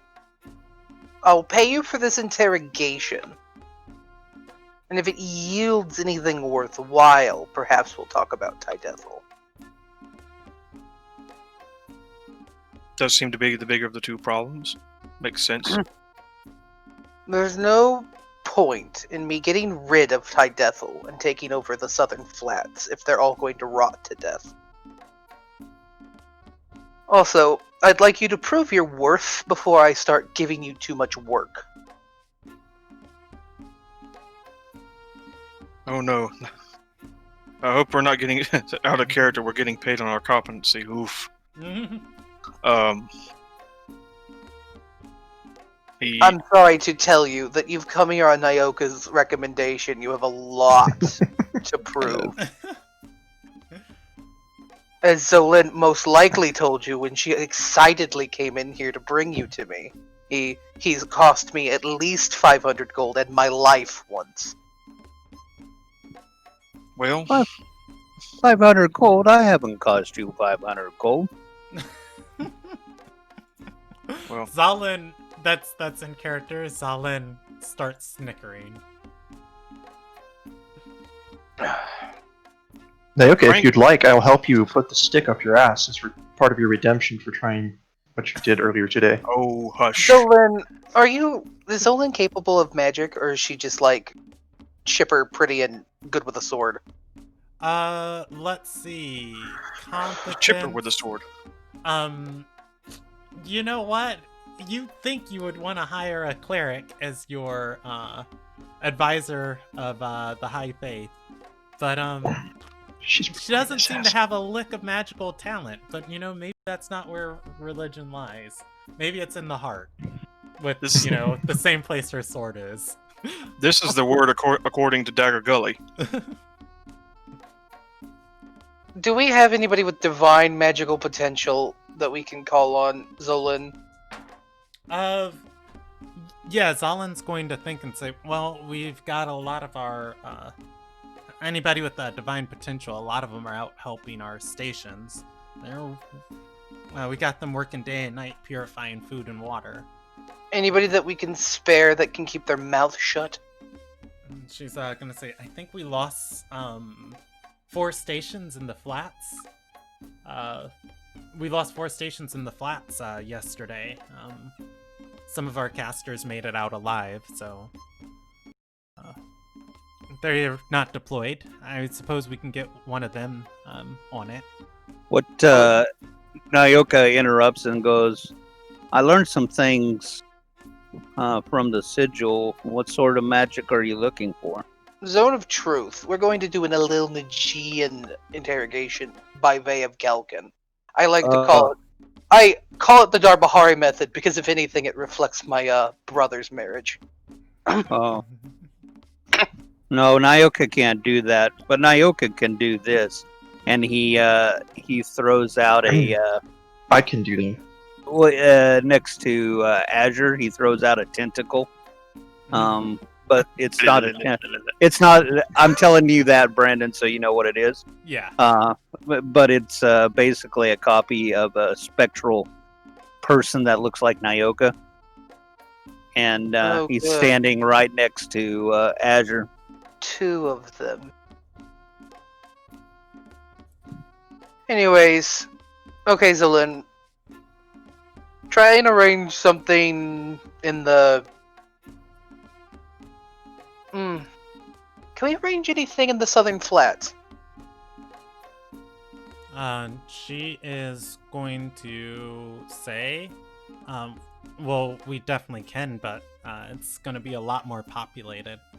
The pirates have been kind of keeping to themselves. Might even find an empty building or 2 over there. We'll just have to arrange a perimeter. Make sure none of Tight Ethel's people interfere. I mean, if it's higher risk, I don't know if I want to. I don't want to.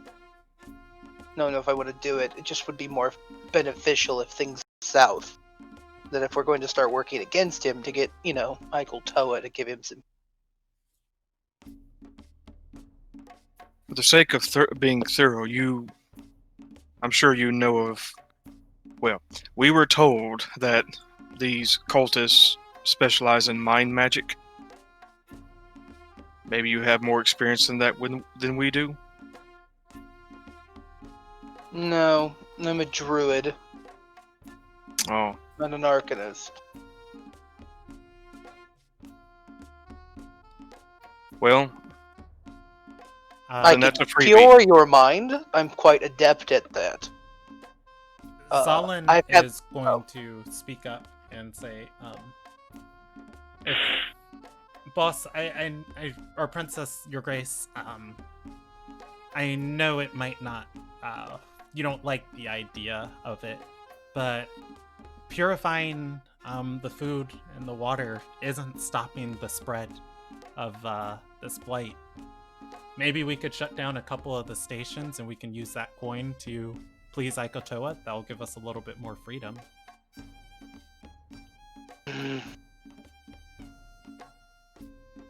You're right, I don't like it. But if we close down one of the stations, we might have a place to do this that will not draw a lot of eyes.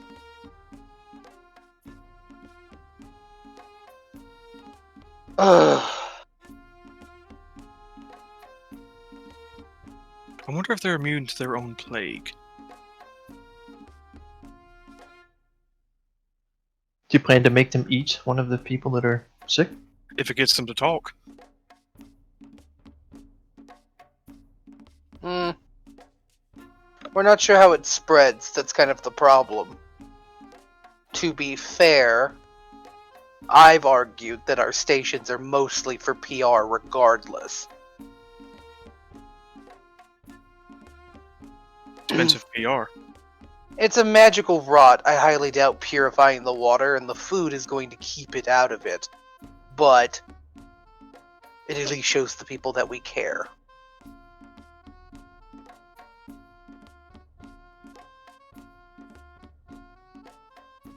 And that's about the only reason I dislike the idea of closing one of the stations, is it shows us in poor form. Well, only for a night.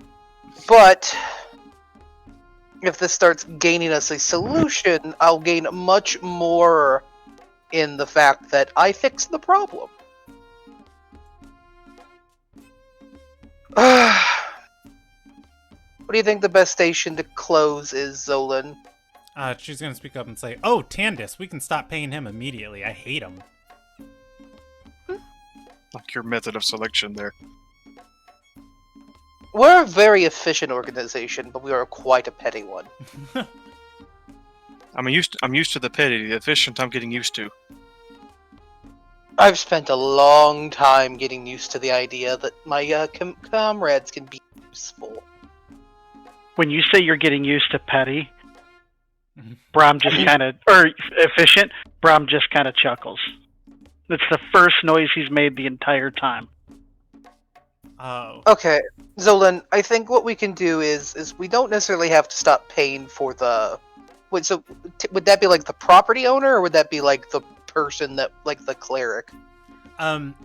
Yeah, so Morgan's putting coin into one, importing food, or not importing food, but buying food. Food right now is at an exorbitant rate here. 2, buying water, and 3, purifying it, and then 4, setting up a place for the public to come and get it. All of this is, pretty taxing on resources. Okay, what we can do is we can at least shut it down for the night. Maybe 2 days, give or take.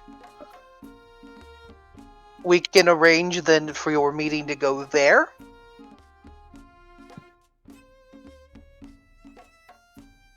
I can provide the zone of truth.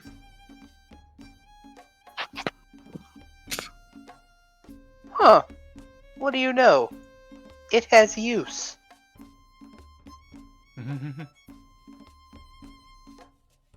Somebody's going to have to explain to me one day how a Terrai gets off using holy magic. That feels like a contradiction. Never dealt with them. Couldn't tell you.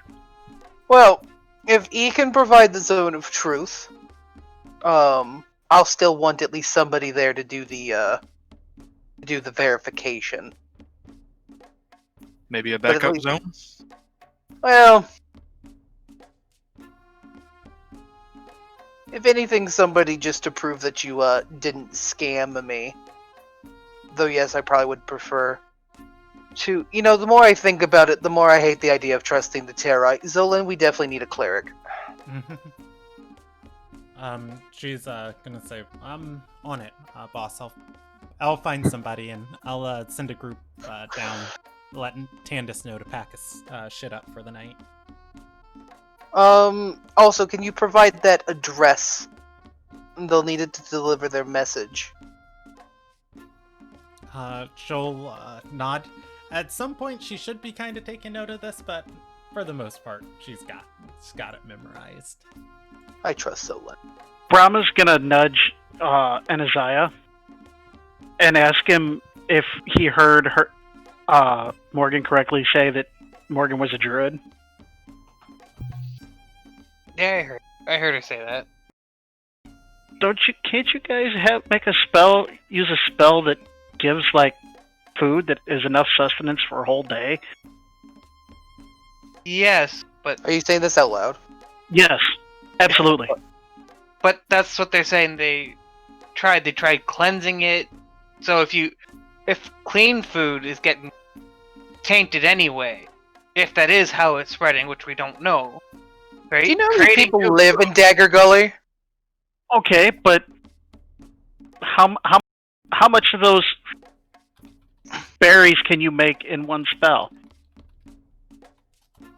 Well, according to Brandon's rules, I'm probably paying just as much to cast Goodberry as I am to feed them gruel. Yeah, Goodberry has a material cost. It consumes 5 gold worth of material, and you make, I think, 10 to 13 of them. Also, I don't like the insinuation here. I've been using my magic to feed people here in the castle. I was just asking because I didn't know how much it cost to cast Goodberry. I didn't think it cost 5 gold. Yeah, I mean, by normal rules, you're right. Yeah, Brandon- normal rules it doesn't. Brandon It takes nerfed it. fresh mistletoe.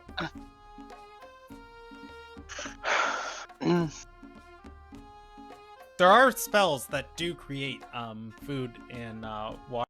I think clerics get one at 3rd level, which can create a large amount of food. I can create water. That's it. Yeah. I also can create water once a day. Well, I just know that Goodberry is one of my favorite Yeah. druid spells. The issue isn't the issue is the magnitude of trying to deploy this on a civil area, and whatever is causing this, it is happening. I was really about to slowly. say, if I was a 20th level archdruid, I think from just a sheer number, I don't think you get any upcasting with Goodberry. I don't think you can upkeep. I think get I would anything produce extra. I think you would produce at most 100 berries if you used every one of your spell slots, which is a lot. But also remember, we're not a quaint fishing village. Yeah, you use all your. That would spell possibly slots for- literally be just the people in that I my inner circle towards. As far as the party is concerned, I will allow you guys to roll intelligence checks if you want to think about other ways this might be spreading. But yeah, the information you have available to you, Zalin told you guys that Natural 20. Natural 20. All right. Does anybody else want to? You said an intelligence check, so that's just rolling. Yeah. Click So- on intelligence. Yeah. Hate dice. Azure. Yeah. Azure and Nyoka. You recall what's her face came through this region? What's her face? What is her face? Dean Doolin came through this region with Lazzy, and Lazzy said she was stupid and couldn't tell the difference between regular water and cursed water, and filled up a water skin with water from this region, and it was horrific to living individuals. Wherever she filled that up at, probably for the most part has dissipated and made its way down to Dagger Gully, which on a large scale thing could be affecting the city. That said, Azure and Nyoka both know it's not potentially lethal to them.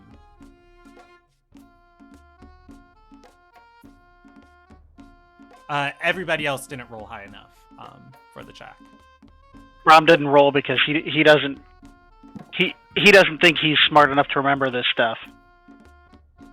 So, all of our little quests that we've done lately, there have been a few things that may have led to this.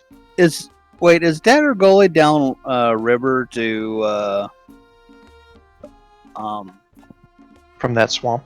from that swamp? It is. It's not a swamp. It's marshlands. It's basically the whole area. It's kind of like a big lake that's kind of just underneath the ground or underneath the surface. So where that chick that we totally avoided was? Yeah, potentially. Let's see. So if you guys look on the map, let's see. You guys went north through. Oh wait, hold on. You guys went north through Kytelis Falls onto this road. You encountered her somewhere in this region while you were traveling.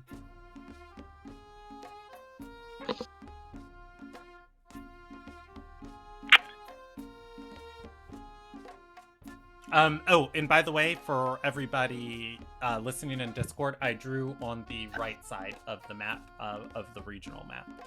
Mm-hmm. So is either side of that? I'm not sure. Yeah, you guys didn't. We didn't actually encounter her. You encountered one of her gargoyle servants, Mhm. and then saw her through Gipple's eye. Yeah, Kaya So- informed so- you guys she was in that region. Right, followed right. with Gimple. Where the X is on the right. Where the X's are. So it was somewhere in that area. within that Thereabouts. region. Yeah. All right. So yeah, as Ur was starting to say all this out loud a little bit, so this region, the water may have been tainted from something in the marsh. It's probably drifted here by now. You see, this is what I was talking about. I knew you knew a little more than you were letting on. Well, we'd hoped that our cohorts had taken care of these things, but apparently they haven't taken action or solved it. As they You know what assured it takes us to get they would. anything done in this world? It takes resources. You know what the Silver Sigil doesn't have? A fuck. No, I've started. Rayin, who's been standing behind the throne, is going to chip in and say, I think that proves, though, it might have something to do with the gods. If it was just poisoned water, purifying it would clean it. It's a magical rot, Rain. If it's a magic, if they've cursed it, then it spreads. Well, considering what our companion described, it was something like a I mean, it's Pure- Galkin. I feel pure Galkin. Sorry. Oh, it's a pure shadowy elf creature or so, doing something to the water. And it had gargoyles, and of course the shield hand has taken a skull of a very large water elemental of sorts. I want to almost apologize. Here I was, wanting to judge you for what you are, which is a gross appropriation of life. A shallow husk barely hanging on when it shouldn't. And yet, here you are, giving me hundreds of gold's worth of information and idle chit-chat. See, he's a dumbass. I don't want your gold. I appreciate He's it. really because a dumbass. I need to keep it to, pay for the food that I have to give the people in my burgeoning empire. The shield hand, you say, has a skull. By the way, Brandon, I don't know if it We're means gonna be anything, but ending, soon. I'm sorry. no, I was just. Oh, go ahead. Okay. Go I ahead. was just saying, I do kind of have a water phoenix on my shoulder, if that means anything. Oh, I didn't think about that, because I would definitely point that out. Yeah, it is there. That is a creature in your guys' party. If on that my means shoulder. anything for purifying water, I don't think you guys have that information currently. No, I was just pointing out that it exists, and it might be. I don't know if it's relevant or not. But Do I have one? Yeah, I told you Morgan could have eggs. Not really viable, I guess, to hatch them inside of Dagger Gully. Kind of attracts Terrai and other things No, fair, but I do hate Terrai. of the sort. But yeah, I would say probably in Morgan's room she could have, or throne room, she could have even up to like 6 of these sitting behind her. For what you guys did bring up, though, Zalin is going to say, well, that's it. If there are elves out poisoning the water, I'll round up some of the gals and some of the guys, and we'll go kill them. Enough said, enough solved. With Look, your Zolan, permission, I of appreciate. grace, of course, your grace. Let's a few things at a time, Zolan, because one, the thing they're talking about apparently is capable of poisoning the water to a degree that it can cause a calamity.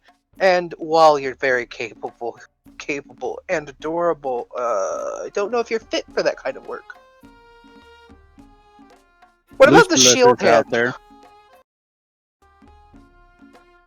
And if he could handle it, I would be doing mundane paperwork. Look, your friend there has given me a lot of information that I would have actually had to pay a lot of money for. So how about this? You mentioned the shield hand having a water spirit skull? She got it from the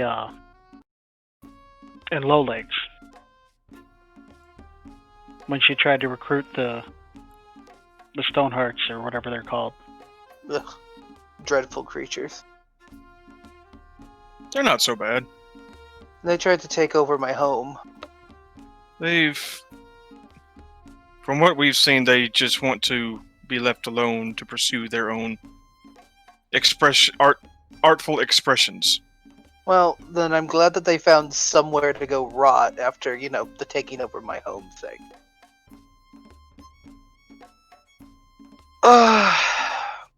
Look, we can still arrange for this, meeting. Now that I have a little more information, we can ask more pointed questions. Consider it something of a charity, since you've given me so much information as it is. Yeah, Do you have any way to contact the shield hand? Zolan, do we have any way to contact the shield hand? Nyoka reaches into his bag and pulls out the water spirit bone and sets it in front of Morgan. Now this might be useful. And Nyoka then grabs it and says, I owe you 500 gold? Me no think so. And then sets it back down. Oh, Nyoka, if this can do anything like I hope it can, we can definitely call ourselves even. So, let's set terms again. I'll have to speak with Zolin later about if we can contact the shield hand, otherwise I might ask you about that. But I'm thinking 100 gold ahead as collateral for setting up this interrogation, and then we can adjust based on how well it turns out. Well, at least for me, I've recently been looking for more lucrative employment opportunities, because as you so aptly stated, the Silver Sigil doesn't give shit. They don't Well, even... we here at Longword Rise, which we are workshopping new name, are always looking for loyal employees, especially since we have growth plans. We think there's going to be a real estate boom in Southern Dagger Gully soon. Zolin is going to raise a hand and say, Your Grace, the Shield Hand did schedule a meeting with Eichel Toa. It was one of the messages I handled on your behalf. Eichel Toa wanted to know if we wanted to contribute any funds towards the assassins he was hiring. To kill the Shield Hand. She nods and says, "Yes, Your Grace." No, we do not want to contribute any funds to the assassins. We would like to speak to the Shield Hand. I'll call back the messengers. Okay, yep, definitely. Okay.